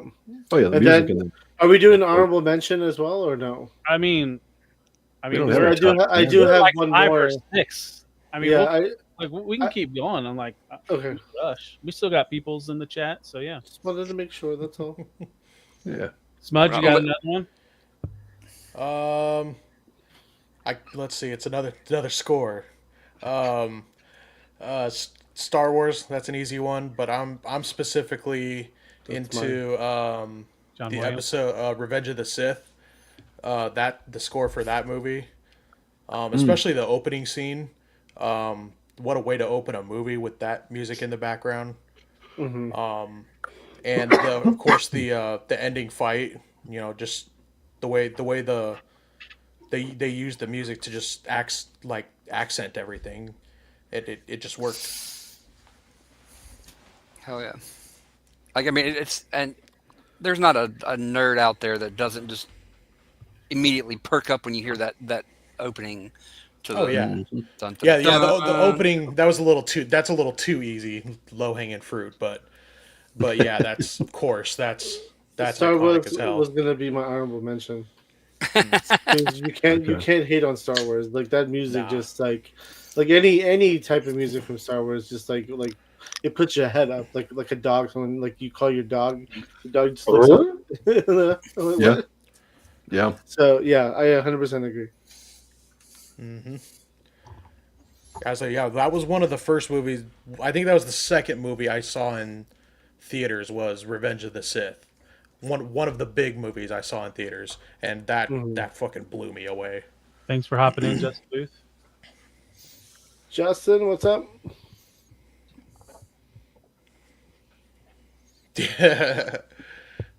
All right, Yes, he Stu, does. you got Yes, he did. another one? Yes, we're going with a Weird Al classic, the movie UHF, music from the soundtrack. That movie made me laugh so damn hard. Still laughs. I mean, Weird Al is just. I don't care what. I just love that dude. I think it's amazing. Just and again, talking about all the fun little commercial fake TV commercials like Spatula City, Spatula City, Spatula City, or Conan the Librarian. That was sometimes fun too. In these soundtracks where they have the songs and then a little clip from the movie. So Yeah. right there, UHF baby. UHF. I mean, come on, man, Weird Al. Did anyone see that movie with Harry Potter, Daniel Radcliffe, where he played it Weird Al? No, because No, it was I on haven't. some weird streaming service that I didn't want to buy just to watch that movie. I don't know if it's easier, if it's more available now, but Yeah, I only saw again YouTube. Like you can watch movies basically with like scenes. So sometimes like movies you don't want to watch them. You can kind of end up like watching them in 10 parts, like mostly, and that's how I watch most of it. But it's amazing to see. Like at first I thought it was one of those Funny or Die things. I was like, holy shit, it's an actual movie. yeah. And yeah, but it's just again, I don't know. Weird Al just cracks me up. I mean, that goes back from listening to cassette tapes in the back of the car, and Boy Scout camps and stuff like that. Just listening Weird to Al it is over and over. I say Weird Al's the perfect example of as long as you're enjoying doing something, don't take shit too fucking seriously. Yeah. Oh yeah. And I don't think anyone's ever had you never hear one bad word about that dude. Like there's nothing. Right. Yeah. Right. Mm-hmm. Not yet, at least. Not Yeah, not yet. Not yet. Well, 78 skills are Wait, you got some dirt on him? No, I don't have any dirt on him, but that doesn't mean it doesn't exist. Right. All right, Lou, you got another one? Who are you stealing from this time? I do have another one. Well, you know what? Hey, if I got it before you did, I mean, yeah. Remember, Abhi stole from me. I'm just being a nice host. Listen, Yeah, you're being very nice. You're being you just such. enjoy your wrench for a little while. Hey, look, I was just making a fact. Jesus, man, everybody wants to gang up on me now. So aggressive. No, I got your I back, wasn't Lou. complaining that you got mine. I was just stating a fact. I was just trying to protect my boy Talib over here because you bullied him. Okay? Oh, you bullied him to Hey, giving you a hey. wrench. Hey, no. Hang on. Talib, pick the order. This is, yep. Yeah. I could have went That's first. true. Thank you, creative. Thank you, creative. I got your back, Lou. I appreciate you, my friend. My brother. Now, I just want to, before we get into my pick, this is what is being told that Lou bullied Talib. And the little Bully. the little figure fight club group we've got, right? Where we go over our, notes and so forth. Tell all the secrets away. It's fine. I said, well, prep for a show. There's no secret. It's like we're prepping for a show. Right? That's what we're doing, right? Yeah. You prep. Yeah, no, really. Well, we It's try. scripted. We try. It's loose. But I said, Talib, It is. you gonna make me a mod yet? Oh yeah, I did say for fuck's sake. I did. Come on. keep reading it. Let's get these receipts. Thanks for helping me out, Stu or Lou. For fuck's sake, LOL. Oh, the LOL just makes it better. Are It you does. bullying me to make you a mod? LLL from Talib. Do I need to? LOL. Correct. That's sounding like a threat. Yeah. Okay, fine. Yeah, I was bullying you. All right, Lou. What's your It's like it's not My a threat, next- it's a promise. Right. Batman Forever soundtrack. God damn it! Yeah, yeah. That was the first time I actually enjoyed a U2 song. I hate U2. Oh yes. I really Yeah. hate U2. Why? I cannot stand they the most pompous, full of themselves, lack of talent. Go ahead, listen to any guitar song. Listen to the guitar in any U2 song. It is all delay with him playing the same chord over and over again. You take away there's a comedian that does a great bit on that. I can't remember his name now, but I've seen it. But the edge sucks. The rhythm section sucks. Damn. Bono sucks. He's full of shit. He's full of himself. Suck it. But I love that song. But thank you, Matt, with 2 T's. Yes. Suck it, Bono. Oh my god. You know, cool fact. Adam Before Clayton I had was a shit bass before player. I had the Batman Forever soundtrack, I got a comic book of the Batman Forever. Like, you know how they would do compilation comic books before the movies would come out?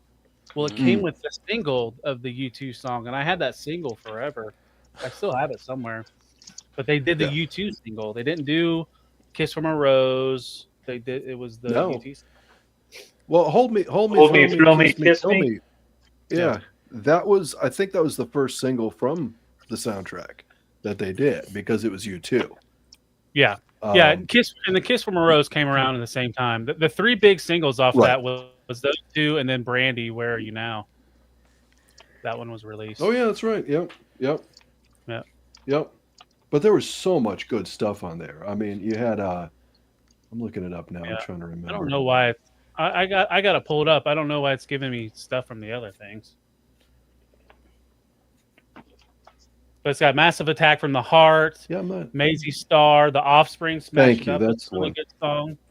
Riddler by Method Man. Bad Days, The Flaming Lips. That was a really good song. I will. But you know what I will tell you?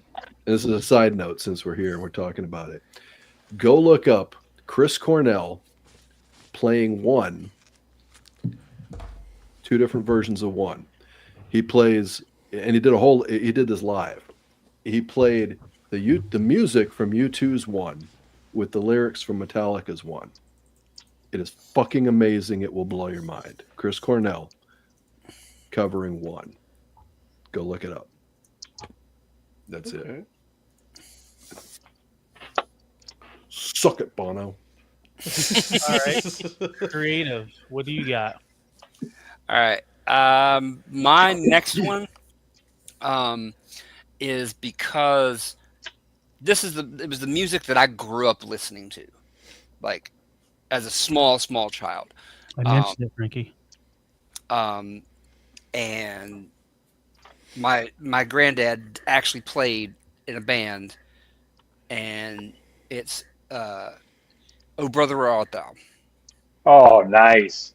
My granddad played banjo in a bluegrass band, so it's just that old Southern timey music just hits a certain place for me. And that soundtrack, killer. Like I can listen to that thing from start to finish. It's such a fun movie too. Oh yeah. Great cast. That was great movie, great cast, soundtrack. Absolutely amazing soundtrack. Like, I'm a Dapper Dan man. The Soggy Bottom Boys. Yep, Soggy Bottom Boys. Mm-hmm. Have you seen it before? You're squinting over there. I just make sure we haven't lost you yet. Do you think you've seen it? Did we put Smudge asleep? What? Smudge, have you seen it? Huh? No, I haven't. Without that? Okay. No, I haven't. Put that on your list. Put that one on your list, definitely. Put it on the list. Like that one is Coen Brothers, right? Yeah, Coen Brothers. Yep. Smudge has got a new name. We're going to call Smudge Captain America from now on. Right. And I'll make it a segment on my show on my That's lives a where I talk perfect about beer. this. Thanks for stopping in, House Endo. Take care. yes, sir. Thanks, Hendo. Yeah, Man of Constant Take care, Sorrow, bud. Big Rock Candy Mountain, Delta Dawn. I mean, all just amazing. Like, Down to the river to pray. Those Yep. three, Jillian Welch The and Sirens, yep. is it Emmylou Harris? So I was going to say before I highlighted what Matt with two T's said. Does everybody know like what this movie kind of represents? Yeah, the Odyssey, right? Yeah, it's the Odyssey. Yeah, it's the Odyssey, the Iliad. Yep. John Candy. John Goodman is the Cyclops. No, yeah, John Goodman. Yep. Oh God, that was such a good, like, Okay. It's on the list. Do not seek the treasure. Yep. Right. Between this week and last week, Smudge has about 2 months worth of movies to go watch. If that 2 months. That's lowballing. All right, You ever so seen that movie, Blue Balls? so my next one. This movie came out in 1992. I believe I had this on cassette tape. I'm going to just name off some of the no-name. Well, I can't really say no names, but so there was a single in here from Aaron Neville and Kenny G. The theme was done by Alan Silvestri. Joe Cocker was on this soundtrack. I have nothing else to say, but I want to run to you with this soundtrack. They took a country song that maybe not a lot of people didn't know about by a lady named Dolly Parton and gave it to this woman named Whitney Houston, and she destroyed the song, and nobody can remember the Dolly Parton version of I Will Always Love You. This is the Bodyguard soundtrack. It's pretty much a Whitney Houston album. Almost every song in this from her is really good. So yeah, I highly recommend anything from Whitney Houston, especially this soundtrack. Damn, Stu's just flexing hard there. No, that's called hoarding, and the CDs were no one buys them, so you're stuck with this stuff forever. I have tubs in my garage of CDs because, like I said earlier, I was a DJ and I collected / used those CDs. That's why I'm going deep in my own style. Damn, Matt. Damn. You don't need a lifeguard in like 2 feet of water, right? Coffee house is coming. Damn. I don't think it's too soon. No. All right, Abhi, we're back to you. What do you got? So I was gonna say Star Wars as my next option, but since that's gone now, we're gonna go with Aladdin. Ooh, Nice. Oh, that's a good one. Disney, but yeah, that's Disney music. Yes. Yeah, Disney musical Aladdin. That is- Great songs. They're catchy. They're entertaining. And even today, like we watched it not too long ago. What was it like 6 months ago? But they were still fun to watch, right? So it's like, man, they're still good songs till this day. And Robin Williams did a good job singing. Yep. Oh yeah, he killed it. Yeah. Yeah, that was the time when soundtrack's Disney amazing. would do the soundtrack, and you could either have one from the actors that were in the movie singing these songs, or they would re-release the songs as singles and have like more well-known artists. Like what was it? Color of the Wind from Pocahontas was Vanessa Williams. I'm trying to think of some other Elton ones. John, Lion King. Elton Yeah. John, the Lion King. Can you feel? Wow. Was it And Phil the Collins song. that did the Tarzan movie? Yeah, he had Yes. no business going that hard in that soundtrack. I mean honestly, like that was an era That's when Phil. they It's Phil. like Good old Phil. I was gonna say like Disney nowadays is like so overproduced. Like it's like these songs Oh, that it's they're writing crazy. are engineered to be earworms. Yeah. Mm-hmm. Yeah. And I mean, they kind of always were, but the ones from back like the Lion King, the like even if you go even further back, like the Robin Hood, like all like those songs were just good. right, They weren't made with the intention of like being like an addictive sound to get little kids hooked on things. Yes, they were. There was soul behind it. There was actual soul behind it still. Yeah. Commercials. I mean, Like Jungle Book, Bare Necessities. I mean, come on. Oh yeah. I still think they were. Absolutely. Not as much as they are today. Then. Yeah, so regardless, they were trying to get you hooked, and it worked. Yeah. And you dropped that money regardless, right? It was the only difference was Disney didn't have any competition back then. You didn't have Pixar. You didn't have all these other companies that were like, "Hey, let me take away from you."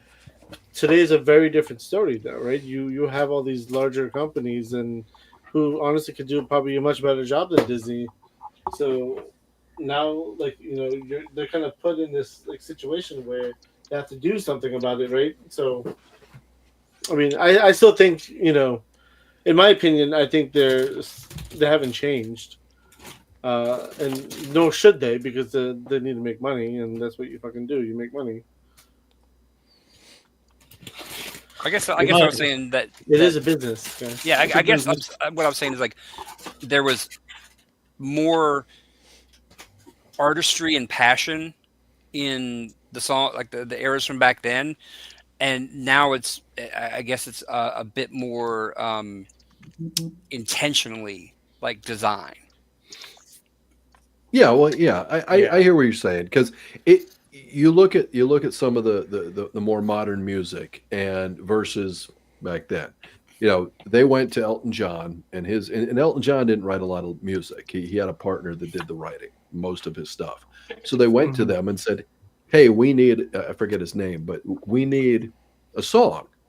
And so the two of them got together. There you go, Bert. Yep, there you go. Thank you.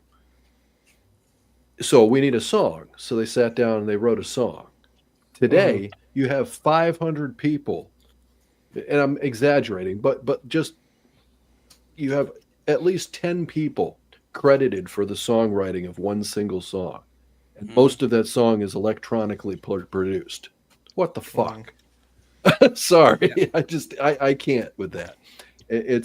That's where it starts. Yeah, you're right. It's a board meeting rather than artistry. Yeah. Okay. For sure. Mm-hmm. And I totally agree with you, Abhi, about Aladdin because I actually was we did a Disney musical at my school in high school, and I played Aladdin. You played Aladdin? Yep. Oh, nice. Nice. I was the only guy in the class. Oh, got you. I was just saying, knowing Malik, I would have been fucking Abu. Oh, but yeah. Wow. Was that the monkey? Yeah. What? All right, Smudge, you got look, there it is, Judgment Night soundtrack. Yes, sir. There So we Smudge, go. you got another one, or do we? Yeah, we're on. Yeah, I got one more.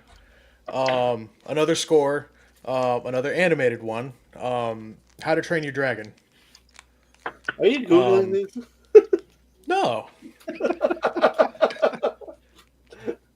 No, I legitimately love that score. That is, especially if you like that like style of music where it's like the kind of like the Viking feel to it. It's really well done and it just sounds great.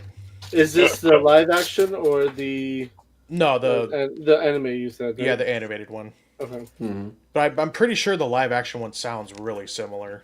It was pretty much word for word. I thought at least the movie was word for word. Yeah, just about. No.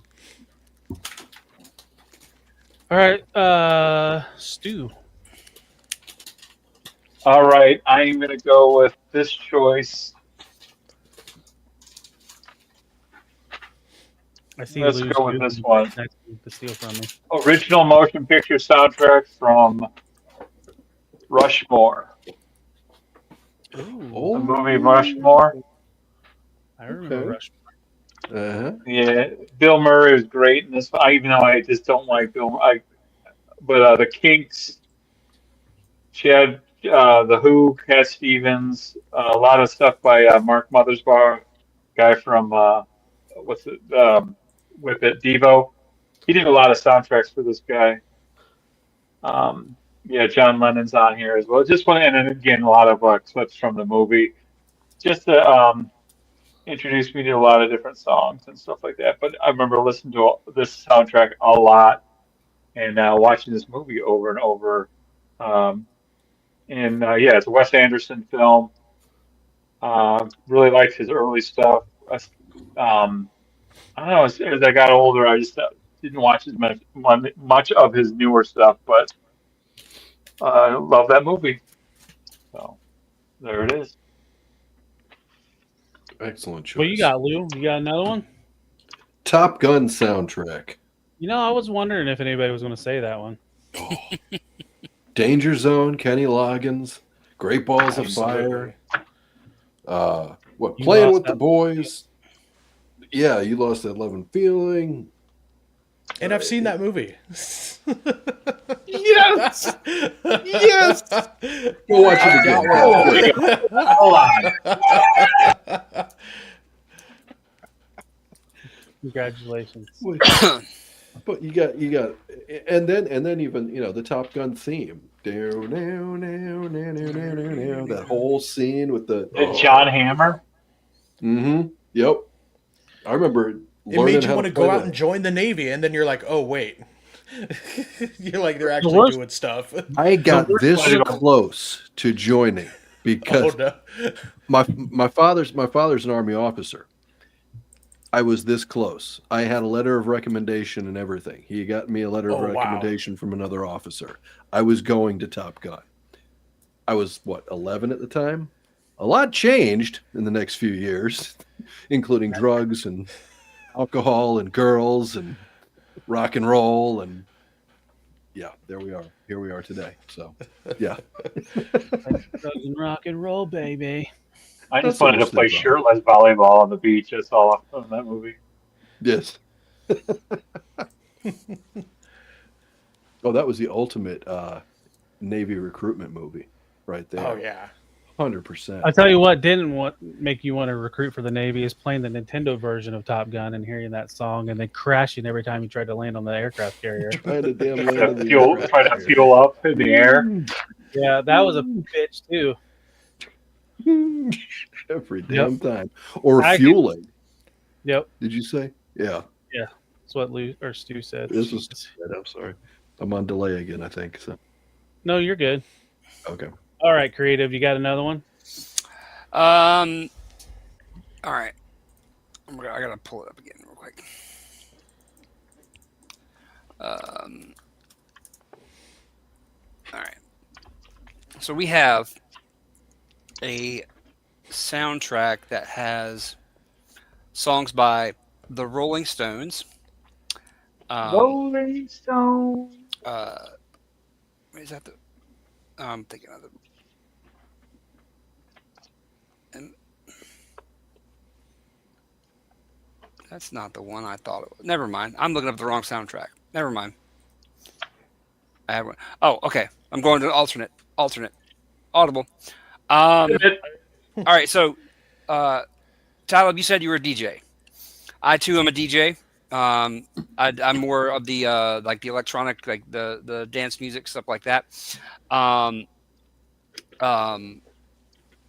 gonna go with the Hackers soundtrack. Ooh. Okay.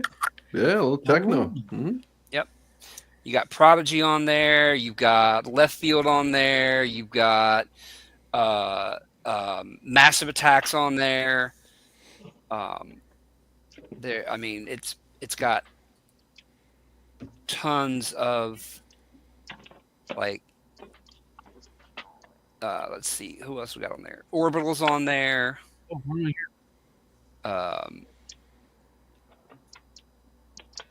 Who else on there? Underworld's on there. Carl Cox is on there. Like if you're into EDM or any type of like electronic music, like it's up there. Yep. Oh, that was definitely an EDM jam for sure. Yep.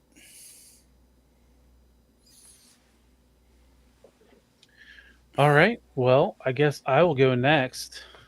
Talib. So this movie soundtrack came out in 1996. This is a good compilation. So you had artists like Faith Evans, Isaac Hayes, White Zombie, Ozzy Osbourne, No Doubt, The Butthole Surfers, AC/DC, who probably one of the coolest songs for AC/DC, Engelbert Humperdinck. I know that. I know. Probably one of my favorite remakes of all time. Love Roller Coaster by the Red Hot Chili Peppers. This soundtrack is Beavis and Butthead Do It America. That is the Beavis and Butthead experience, which is a good like soundtrack with I Got You Babe by Cher and Beavis and Butthead. The one I am talking about is the Do America soundtrack. And the Love Roller Coaster song is, like I said, is one of my favorites. That's a fun song too, yeah.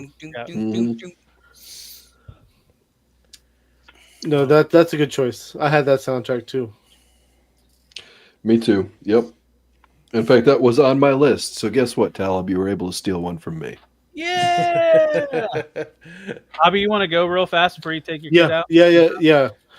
So my next choice is another album that I owned, Armageddon, the soundtrack. It was a good soundtrack. The Aerosmith song was amazing. And then also so was Liv Tyler in the movie. True. But it was good. I enjoyed that soundtrack a lot actually. That was also one of the frequent in the CD player. A lot of good Aerosmith songs on that, like Come Together's on there. I was actually a big Aerosmith fan when I was a kid too, so I had a lot of their albums already. So this was like an easy choice. An elevator. Yep, I'm with you there. Yeah, that's when they had that string. Aerosmith was like on every big soundtrack. It seemed back there. You know, they were. I don't know about big soundtrack, but they had they made some good ones for sure. Yeah. Oh yeah, Roll Me Away by Bob Seger's on there. ZZ Top, LaGrange, Sweet Emotion, Aerosmith. Yep. Yeah, that was a good soundtrack. I own that. I played the hell out of that one. I probably still have it somewhere in my house, to be honest with you. I have my CDs in like pouches. You know those CD binders that they used to do? Yeah. Yep. You get tired of holding those little jewel cases, so you throw them away and you just put them in the pouches. Yeah. Now those jewel cases are sought after. I never threw my jewel cases away. I just kept them at home in a box. Yeah, dude. Because a lot of video game collectors want them to have PlayStation. And they want 15 jewel cases. Well, that makes sense. They can't have mine. All right, Smudge. You got another score? All right, I'll be back. No. Oh, you're good? I'm tapped out. Does anybody else have any ones like that? I mean, I have some. We can just start doing honorable mentions. Actually, or just because I have one more I kind of want to highlight, and then after that we can do honorable mentions. Okay, I got one more. I'd like to go. All right, okay. I got one more. All right, Stu, go. You're up. All right, I'm gonna go. This is gonna be my last of the list. We're gonna go with Curtis Mayfield's "Superfly" soundtrack. There you go. Double disc. Freddie's Dead.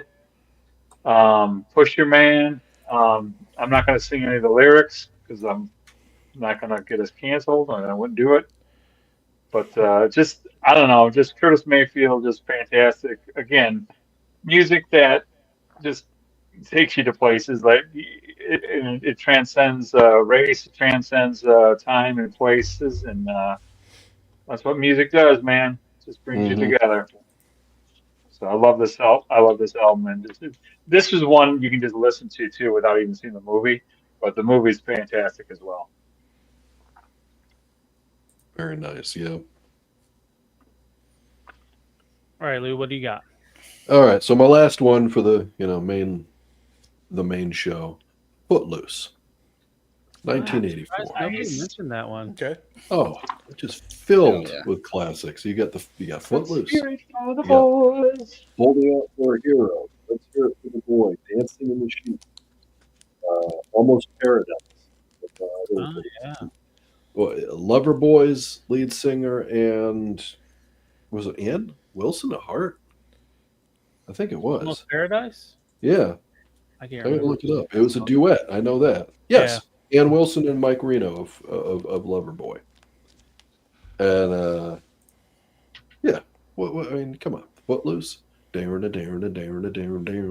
First- First song I ever sang in karaoke was at McTavern's on Indianapolis Boulevard in Hammond, Indiana.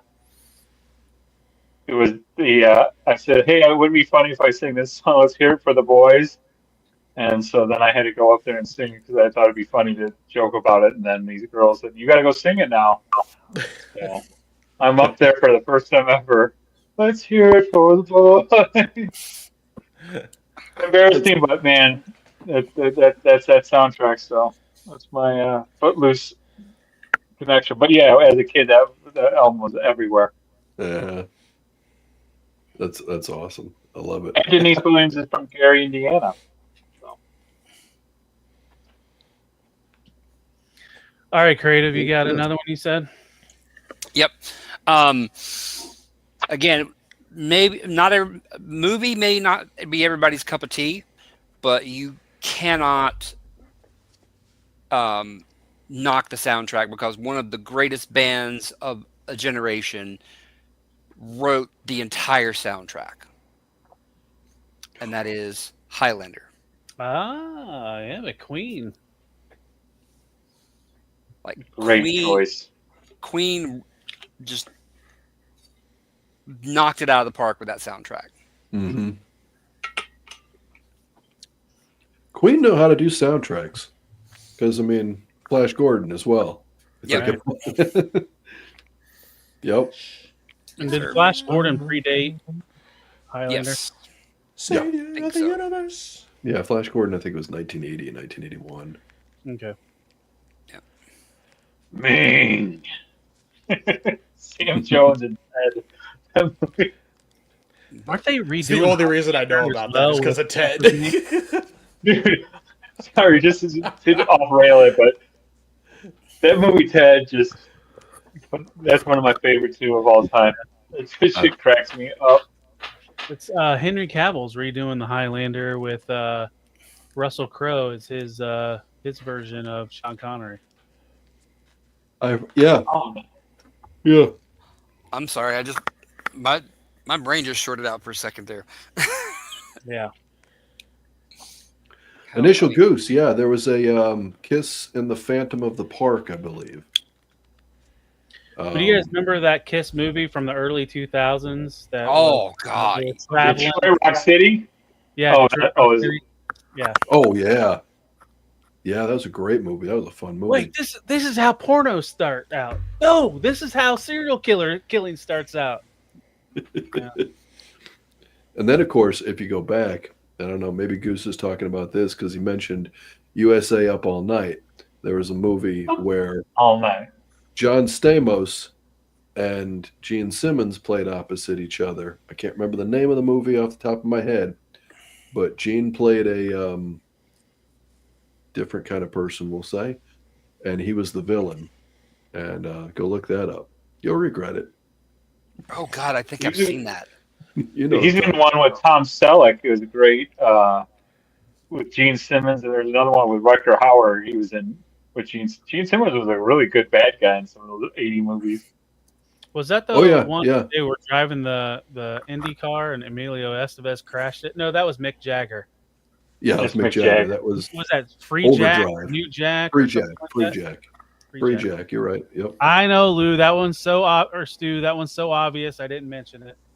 HGC was mentioned there, so that's the reason I popped it up. Yep.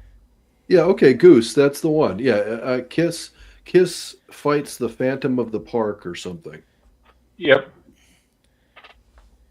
I have to look it up, but yeah, Kiss and the Phantom of the Park, something like that.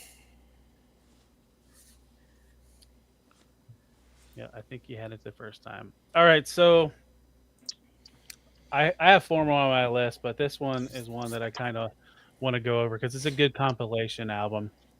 So this was in 2004. This has the bands like Puddle of Mud, Drowning Pool, Nickelback, Queens of the Stone Age, Smile Empty Soul. This is early 2000, like naming rock bands. Finger 11, Seether. Seether also did a song with Amy Lee together. That might That's a great song. explain who this is. But one of my favorite songs on this album, and it was portrayed in the movie, the actual singer played this role and sang this song in the movie, In Time by Mark Colley. This is the Punisher movie, starring, what's his name? Golf? Ray No. Stevens? No, the second one. It's the second Punisher movie. God, why can't I think of his name? He was Thomas in Jane? Thomas There you Jane. go. Thomas Jane. Yep. So, and probably the most popular song that was off of it was "Broken" by Seether and Amy Lee. That was probably the most airplayed song off of it. And then I was wrong about the Daredevil soundtrack. I was thinking of the Punisher soundtrack.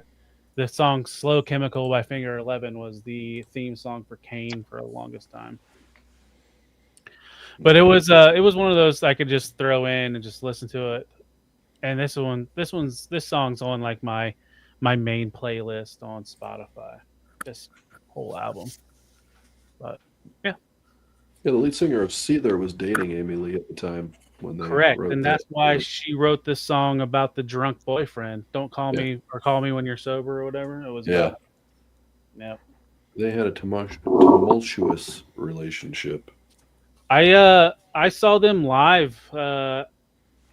I don't remember much of it because I was drinking. But it was Seether, Amy Lee's band, Evanescence, and Breaking Benjamin. I think there might have been one other band, but I was there physically. It'd be a good show. Yeah, it was a good show. Yeah. From what I remember. Oh, yeah. Breaking Benjamin are amazing live. They are of course they're a I think there's only one original member left, and he's basically got a touring band. But really, I Yeah. didn't know that. yeah, the lead singer is the But the thing is, they are solid, regardless. Yeah, their first 3 or 4 albums were some of my favorite albums that I'll still listen to.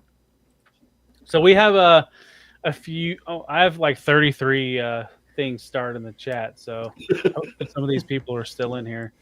But we can do some honorable mentions. Do you guys have any leftovers that you didn't mention that you just want to throw in there? I got one. Yeah, what do you got, Creative? So this one I will say is because one of my favorite bands, like throughout high school, I'll tell you a lot about me. Their lead singer was the producer for the soundtrack, and that is the Queen of the Damned soundtrack. Oh, Yeah, what was that's like a the good main one. single off that soundtrack? That would have been which one was it? Is it Deftones? It might have been the Deftones one, yeah. R.I.P.L.A. Yeah. Yeah, But it because was like- Change. Yeah, Change. But they had so many, like Wayne Static did vocals for one song. Yeah. Godhead did one. Deftones did one. Marilyn Manson did one. Chester Bennington did one. Wow. That's right. Dang, that's a Wasn't- stacked list. Papa Yeah, Roach. Papa Roach, Wasn't- Disturbed, Static Damn. X, Dry Cell, Kidney Thieves, Tricky. I mean, Jonathan Davis was one of the co-producers on that. Jonathan Davis is the lead singer of Korn, Yeah. and that was one of my favorite bands growing up all throughout high school. I saw them live with twice, but I saw the first time I saw them was with Rob Zombie. Mm. You know, this being a 2009 soundtrack, this might have been like right before soundtracks died. With them being like this, you know, just spread out with all these great artists. 2002. Oh, I'm seeing 2009. Mm-mm. Oh. Was that another one you haven't seen yet, Smudge? Yeah, I just added it to the list. Yeah, for the soundtrack alone, dude. Yeah.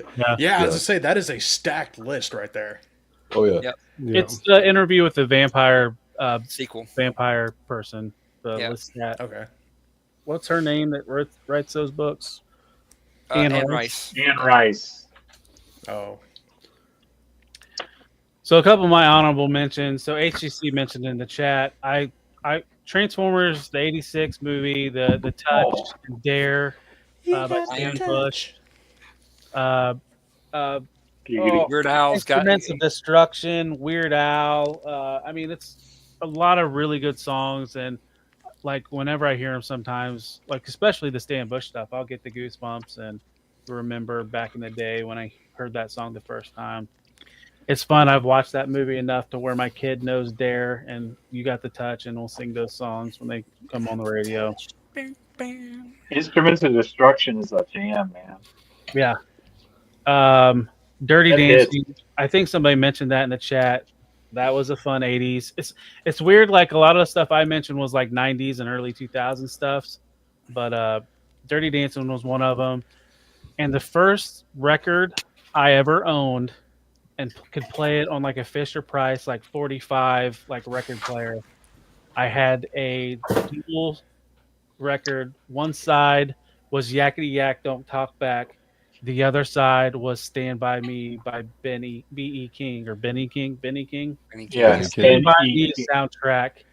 I'm surprised the way that Stu was mentioning all these soundtracks. That wasn't one that he brought up, but and Frankie's about to head out, so I appreciate you hopping in and busting Smudge's balls. We take care, Frankie.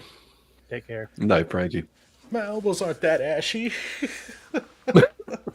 Are you looking for it, Stu? If you haven't, Yeah, I got it here. well, what else was on that soundtrack? Lollipop. Was Mr. Sandman on there? Yeah, Buddy Holly, Every Day, Let the Good Times Roll by Shirley and Lee, Come With Me, Del Vikings, Whispering Bells, Get a Job by Silhouettes, Lollipop by the Chordettes, Great Balls of Fire, Mr. Lee by the Bobettes, Stand By Me, Benny King, and then Yakety Yak by the Coasters. So, yep. As you can see, it's aged well. Must have had a pop or something years ago. A bowl of cereal. And that's just a great movie in general. What was that? That was a short story by Stephen King, right? Yeah. Yeah. Yep. Yep. Yeah, you know what? I mean, kind of I think someone was talking about the movie because like Jerry O'Connell's the only one that had like a really like normal childhood, like all River Phoenix, you know, kind of messed up. Turns out Will Wheaton had some really crappy parents, and Corey Feldman is too. Just had some crappiness going on in there. But I haven't seen that. Yeah, The Body. That's it. Yeah. Yep. Mm-hmm. Keeper Sutherland was in that one too. So, Abhi, we're doing honorable mentions. I think everybody else was tapped out. I was the only one. Did you still have some honorable mentions? Oh, I had an honorable mention. Oh, you did? I know like Star Wars was going to be one of them, but that's gone. So, and people said Lord of the Rings. What are the music though? Like, well, Creative's got one. What was another honorable mention? Another honorable mention? Only because not only, but the artist and the lead actor, whatever you want to call him, Purple Rain. I thought that was as soon as you said the artist, yeah. Yeah, dude, like Prince, you cannot like you can't say shit about Prince. He is like one I of have the it goats. under P. Yeah, but Purple Rain, Yep. that's another just. Let's go. What about Cool as Ice with Oh, yeah. Vanilla Ice? Did he do the soundtrack? Somebody kicked Talon. Lou, you have a wrench now. Kick him out. Somebody kicked Avi, Talon. Now listen. use your wrench. You're good. I'm going to get kicked out for a joke. I want to. No, we knew you were kidding. But I want to piggyback on what Creative said. I mean, Prince, you got to understand. Now, Purple Rain was written by Wendy and Lisa, or at least co-written by Wendy and Lisa. Yeah. But the majority of anything Prince was written, recorded, everything, all of it was Prince. Mm-hmm. And one of the amazing things about that was you've got Morris Day and the Time was the other band, right? Morris Day and the motherfucking Time. Morris Day was Prince's. Yeah, Morris Day was Prince's buddy. Basically, they were very close friends. Everything of the Time in the early, it changed over the years, but in the early bits of the Time was because Prince wrote so much music that he handed that music to Morris Day and recorded all of it. Morris Day sang it, and then they put together the band The Time. But that was all Prince music. Oh yeah, Prince all of it. Recorded 2 songs a day for his entire life, whether they were good or not. Right. But if you think about thousands of hours of music, and playing every instrument on that music, every instrument. He gave the Bangles a song. What was the song that he gave the Bangles? Manic Monday. Yeah. Manic Monday, and he wrote for so many. Away from us prematurely because a doctor fucked up fentanyl in his spot and fucked up and killed him. Oh, that I remember hearing that. I was in a meeting at work when I heard that, and that crushed my ass. It's like I'm a massive Prince fan, so that sucked. If anybody hasn't seen Prince performing Purple Rain at the Super Bowl, you're doing yourself a disservice for not watching that live performance. That Super Bowl didn't count. One of the best. Adding it to the list. Was that the Chicago Bears? Losing to the Colts. Like Northwest Indiana, most of us are all Bears fans up here. And then my buddy was dating a girl who's, from Indianapolis, so she comes to the party and the freaking Colts won, and it was just like, dude, you gotta get her out of this house, man. Like she's not welcome here. They broke up about 2 months later, so. But but the Prince thing, and Prince with the Rock and Roll Hall of Fame, While My Guitar Gently Weeps, his part on that is just mind blowing, awesome. Mm-hmm. Yeah. Oh yeah. Well, and that was a thing. Somebody asked. I think this was after that. Somebody asked. I'm paraphrasing, so I don't remember the exact quote, but somebody asked, "What's his face?" Eric Clapton, what it's like to be the greatest guitar player, and he said something to the degree of, "I wouldn't know. You'd have to ask Prince." So, yeah. And I mean, all right, Fig Fan Samurai. My favorite member of the new power generation? Prince. I don't know anybody else on the new power generation other than Prince, so I know Prince. So if I failed, I failed. Sorry, bud. I'm just looking up the songs that Prince wrote for other people. Oh yeah, the list is huge. Anybody else have any honorable mentions before I start going? I got an honorable mention. Here we go, real quick. This is not a movie soundtrack, but it's still a soundtrack. It's the TV soundtrack from King of the Hill.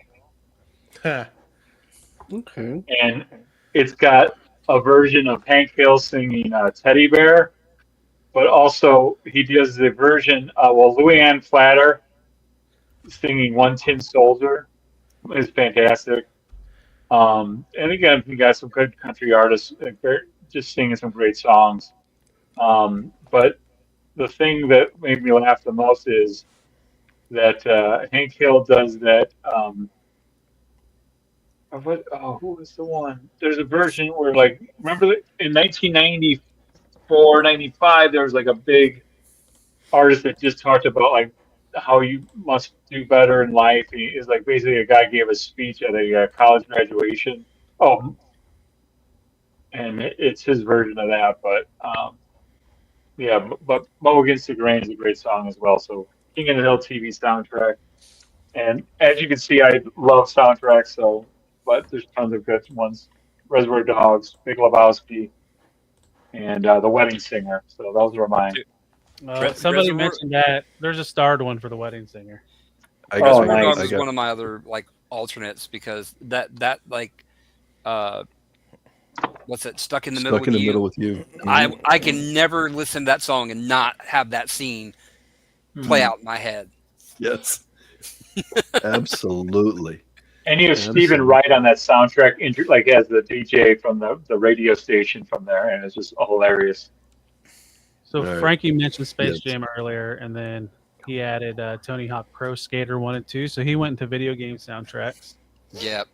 And there was some really good video game soundtracks. Madden 99, 97, 98, something like that had a really good soundtrack. A lot of those had really good soundtracks. Let's see, Fig Fan Samurai. The first cassette I ever bought was a soundtrack to La Bamba. That was peak soundtrack to me. Beverly Hills Cop 2 soundtrack is up there as well. I'm surprised nobody mentioned Beverly Hills Cop as well. Yeah, that's true. We missed that one. That was another solid one. Another one for Big Fan. Original music soundtrack to Josie and the Pussycats is hard to beat. Okay. Mm-hmm. Grand Theft Auto. Oh, Vice City had a great soundtrack. Yeah, absolutely. Now this really isn't a soundtrack per se, because this is almost just like it's a radio mixtape from. Yeah, so I mean that barely counts, but you said about the video games. That's I think my only video game soundtrack though. And Matt with 2 T's bringing the score of Jaws. Mm-hmm. He's not going to jog to it. And No. then he also brought up Dazed and Confused. See, like the John Williams stuff, that's where you get the nice, like the John Williams combo CD or something. Or that's where you make your own burn your own CD together and get all those songs. Yeah, like the big classic hits. Yep. No shame in making a mixtape like that. And then Batman Forever. Went through. Matt with 2 T's, CB4. I vaguely remember that movie, let alone the soundtrack. That was Chris Rock, right? Chris Rock, yeah. Yep. That's the one I thought you were talking about earlier. How it went instead of Friday. Yeah. And then Winford mentioned Beverly Hills Cop as well. Mm-hmm. Matt with 2 T's, another one, Bigger, Longer, and Uncut. That's the South Park movie. Yeah. You guys remember? You're a dirty, rotten fucker, Uncle Pucker. Yeah. Well, Cartman. Well, I'm warning you. Well, guys, Bob's big. She's super mega kamehameha biatch. Come on, everybody! You all know the words. Magma with the Armageddon, like Abhi. 8 Mile. You know what? 8 Mile. Only song I really remember off 8 Mile is "Lose Yourself," and that's what kind of this show was named after. Mom Spaghetti. Mom Spaghetti. Yep. And then Godzilla 1998 was really good. It had Brain Stew remix with the Godzilla roar. Come With Me by P. Diddy. Puff Daddy with the Led Zeppelin Cashmere. Come to Me, yeah. Trying to think what else was on that soundtrack, but yeah, that one had some decent songs on it. Matt with 2 T's, another one, Maximum Overdrive. That was just pretty much an AC/DC record, right? Yep. Pretty much. Did anyone say School of Rock in the chat? No. I got 23 left, but nobody said School of Rock.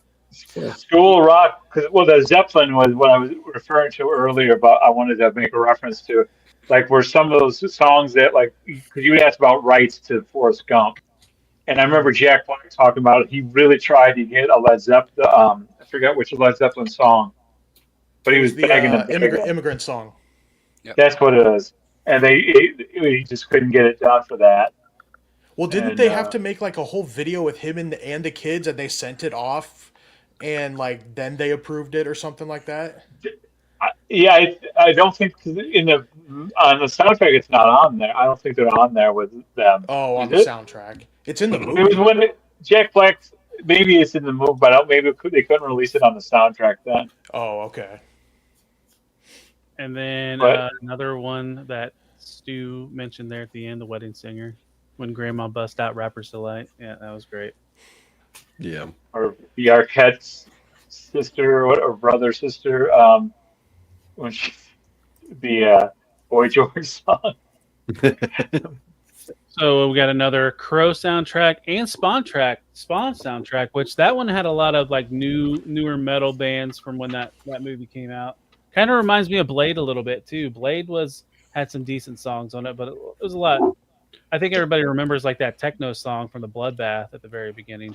Yeah. The Fang Club. Dude, Wasn't Reed on the Spawn soundtrack? I'm trying to remember because I thought those were. I think it has like Hate Hate Reed on it. Really? Let's see here. I'm curious now. Filter. Okay. Oh, dude. Hey Man, Nice Shot on the. Is that the Demon Knight soundtrack, Filter? Well, I know Hey Man Nice Shot was on a soundtrack that I really liked that I forgot to mention, The Cable Guy.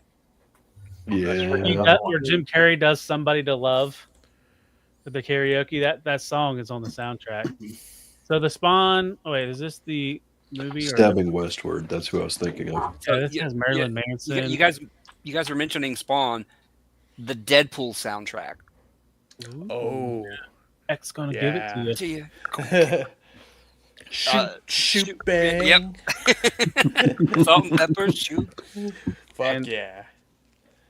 He's got two, and this was kind of like what I was saying earlier. There are some movies that have like one good song on it, like the TURTLE Power song, and then the Lose Yourself on 8 Ninja Mile. Rap, come on. That's what I was going to say. Ninja Rap on TMNT2. Go Ninja, go Ninja, go. Go Ninja, go. Anyway, yeah. That's pretty much the only classic song. HTC, Throwing Shade, Last of the Mohicans style, as I know, has an impeccable score. Oh, I've got an honorable mention. It was all right. The Sandlot. Tequila. Yeah. Is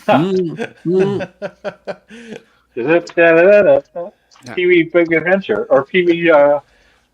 Back to the Beach. It was Back to the Beach where he did Tequila, wasn't it? I think you're right. It was Big Adventure. He did it in the bar. Yeah. He did it in both. Yep. I I think. think it was an homage. Yeah, I think that was an homage to the. I gotta use the bathroom real quick. HTC, Kiss from the Road, Bonafide, gonna get that girl. This is when we were talking about Batman Forever. Frankie was like the Method Man, the Riddler. Mm-hmm. Method Another Man. good soundtrack nobody thought of. I didn't think of it either. The Watchmen soundtrack. Oh yeah. Mm-hmm. Let's Spider-Man see. 2. And they say that a Yeah. hero can You got save us. what was that? Chad Kroger before he was doing Nickelback. It was No, the he was first- doing no, Nickelback, but yeah. it was Chad Kroger and the Josie Scott. singer Josie Scott from Oh, okay. Saliva. Click, Boom, Saliva. Yeah, so that was Yeah, Spider-Man yeah. 1. Spider-Man 2's big song was Vindicated by... Oh, that's right. Oh, why can't I think of their name? But the song's called Vindicated. Don't know it. I don't know. That made me think of that. Mhm. And then, did somebody mention... somebody... Highlander. Yep. Highlander. Creative Yep, did Highlander. that. Oh, Queen of the Damned. We did that one. We just Oh, you did? Okay. Yeah, might have I been think why you that's were why up. you were gone. Yeah. Yep. Yeah. That was Armageddon my honorable mention. was one of Abhi's. And Beverly Hills Cop 2 was Axel Foley, Axel F. Atlantis, The Lost Empire. I can't say that I saw that, but that is a Disney animated film. Okay. I don't The remember Willow much of the score, second absolute one. banger. The Willow did have a great score. Yep. Yep. Magma, Will Winford with Mission Impossible 2. That one had a couple of good songs on it that I really liked. Fuel, and wasn't there like the U2 Metallica. version? No, wait. There was somebody that did like the Mission Impossible theme. Maybe Limp Bizkit. Yeah, that's right. The Limp Bizkit one. Yeah. Yeah. Limp Bizkit. Metallica had the Down, boom, boom, boom. Yeah, I give me can't fuel, remember. give me fire, give me that which I desire. Nope, it wasn't Fuel. Yeah, that was on Mission Impossible too. Mm-mm. No, it was a song they wrote for the Mission Impossible 2 soundtrack. I'm trying to remember. Fuel. And I Stay Away. Will you feed me when I'm gone? Will you feed me while I'm here? I can't remember. Disappear? I don't remember. But it's I know Fuel's on Michigan Impossible too. Did I soundtrack. disappear? I'll yeah, Fuel was on there too. Yeah, you're right. Okay. I'm with you. Not Metallica's Fuel, the band Fuel. I'm looking it up. I know this one for a fact. Fight. But fight. HGC mentioned Prince of Thieves, good score, and they gave us the Bryan Adams song. Everything I do it for you. I Disappear, Metallica. So what was Fuel on? Was that on Reload? That was on Reload, yeah. No. Reload. Yep. Whatever. Okay, I admit I was wrong. This would be Metallica. How does the Disappear song go? Sing it for us, Lou. And then Will you bury me while I'm here? Or will you leave me while I'm here? Will you bury me when I'm gone? I don't remember. See, y'all remember the movie Angus? There was a Green Day song from that soundtrack that I still jam. Can't remember the name of it, though. I vaguely remember the movie Angus. I kind of do. I don't. Trainspotting soundtrack. Hmm. Transformers had a good soundtrack. Which one? Oh yeah, The first one and the second one, I think.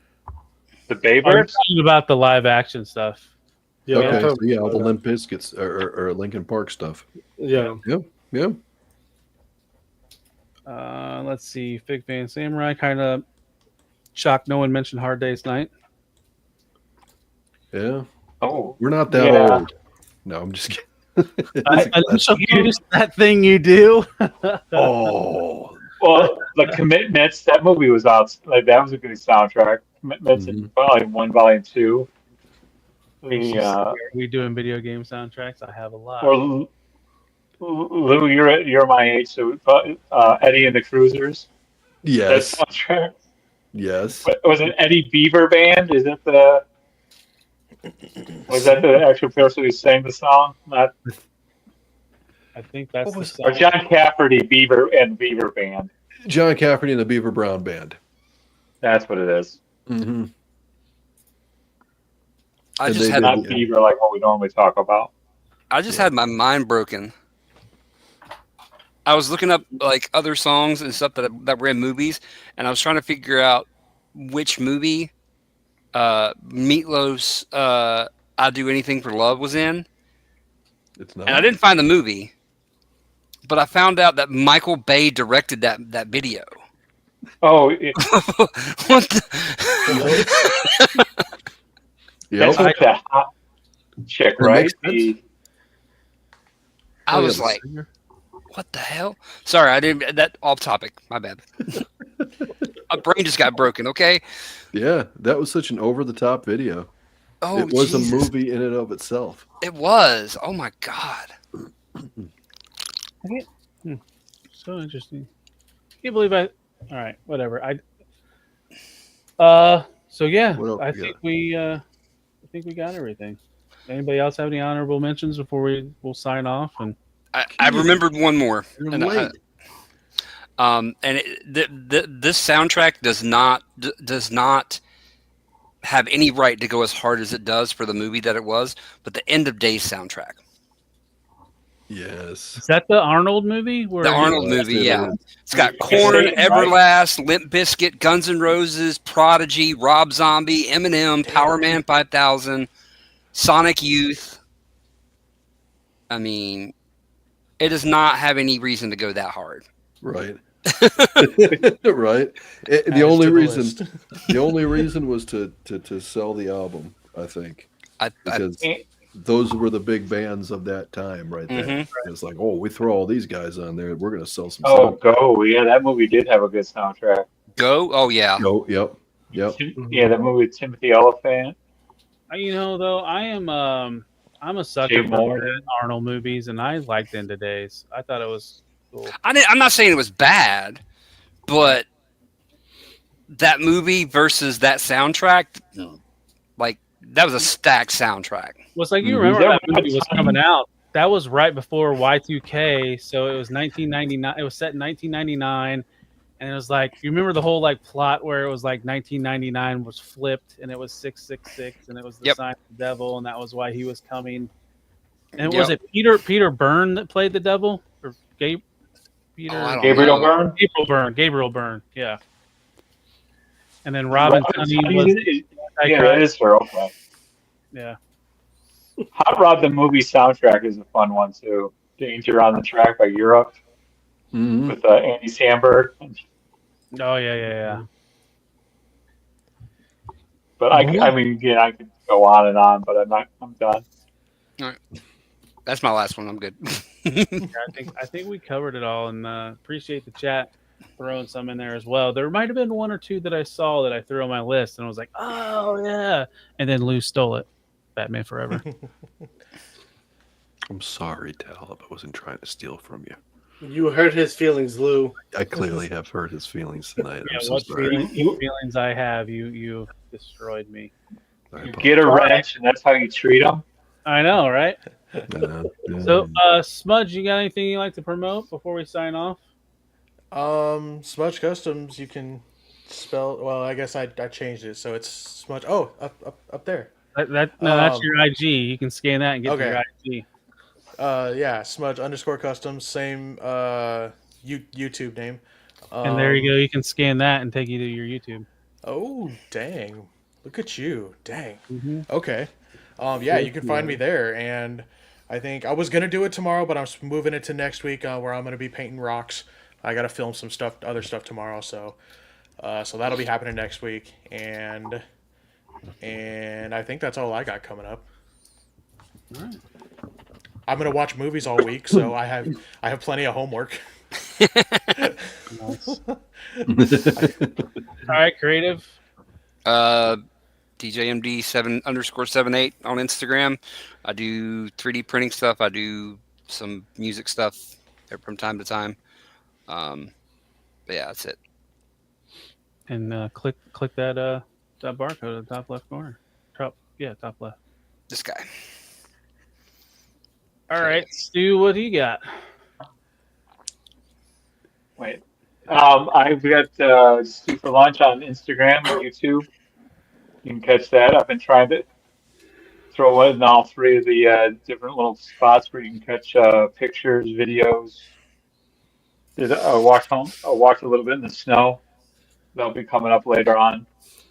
And I shot something, but then I didn't like what I shot, so I'm throwing that one away, like a whole Christmas shelf. Mhm. Like it was too much. Like, you know, when you do something, then you realize there's going to be a lot more editing that you got to do later on. You're like, I'm good. I might just throw it all up uncut.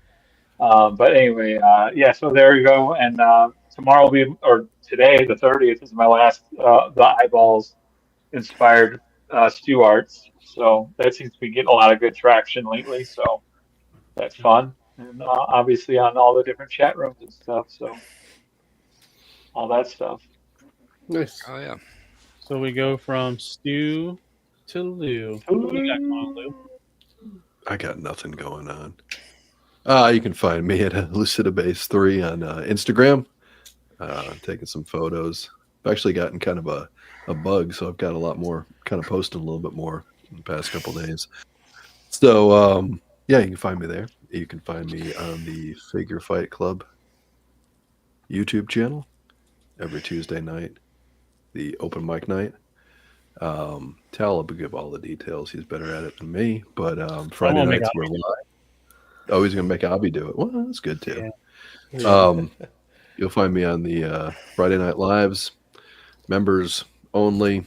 This coming Friday, we are pushing for 2,000 subscribers is our goal to reach by Friday. We have a hell of a lineup of prizes going out Friday night. If we hit 2,000, when we hit 2,000, excuse me, your minds will be blown. 35 figures of prizes of epic proportions. If you haven't seen the list, go check out Figure Fight Club. See some shorts. Has a list of a lot of our prizes, and I'm going really long. Abby's looking at me like, "Shut up, Lou." No, not at all, dude. Keep going. Keep going. The more you say, the less. All right. Exactly. I'm tired. All right. We got the prizes. We've got the lineup. We've got it's going to be a fun show all around. It's going to be a fun weekend. Enjoy the hell out of it. I'll see all you guys on Tuesday night. We've also got Decepticast on Monday nights. Patel will tell you the details on that. It is a great show. Don't miss it. Thank you. Love you guys. We got Abhi. What's up, guys? I'm Abhi from Figure Fight Club. We have 3 shows on Figure Fight Club. On Mondays, we do our Decepticast show at 10:15 p.m. Eastern, 7:15 p.m. Pacific. Make sure to check that out. It's run by Talib and Anna. And then on Tuesday, we have the community-based show, which is our open mic night show. We throw that link in the chat. You guys can come in, talk toys with us, and talk, whatever. I mean, anything toy related, or card related, whatever you want. On Fridays is more of our interview style shows, except for this next Friday show. It is the giveaway show. We are on, like Lou said, we are running towards 2,000 subscriber count, and we are currently at 1895. So that means we have 105 more to go. It's very possible we have to be positive. So, if you like what you see, if you want to win some prizes, it's been officially stated now all over YouTube that we are the king of giveaways. And we are a giveaway channel. So make sure to check us out, check out our content, like the videos, and then I also do some figure showcases. I open up some cards once in a while. And I'll be releasing another showcase tomorrow. Make sure to tune in. Nice. All right. Well, I guess that leaves me. OH.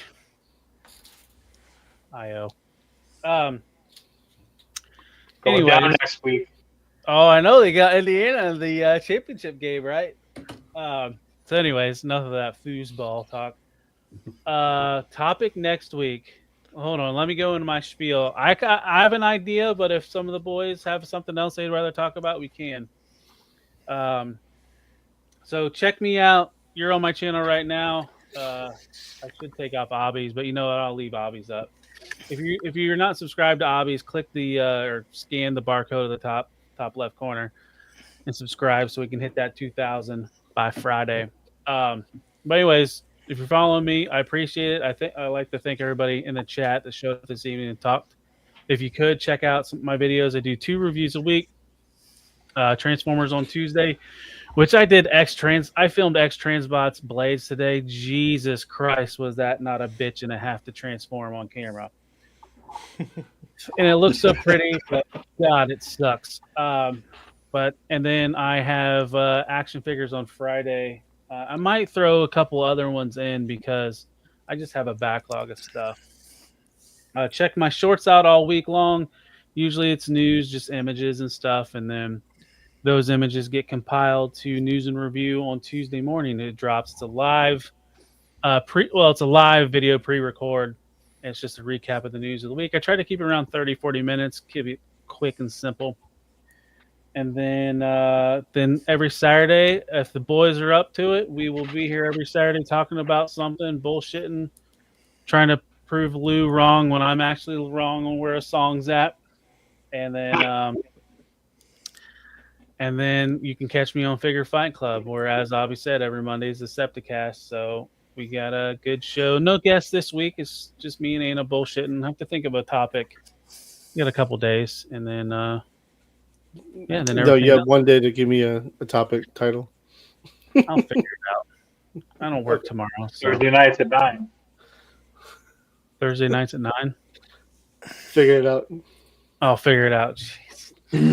I do that all the time too. When I hear that. That's what goes in my head every time. Yep. Yes. But that's good all we got. On their part.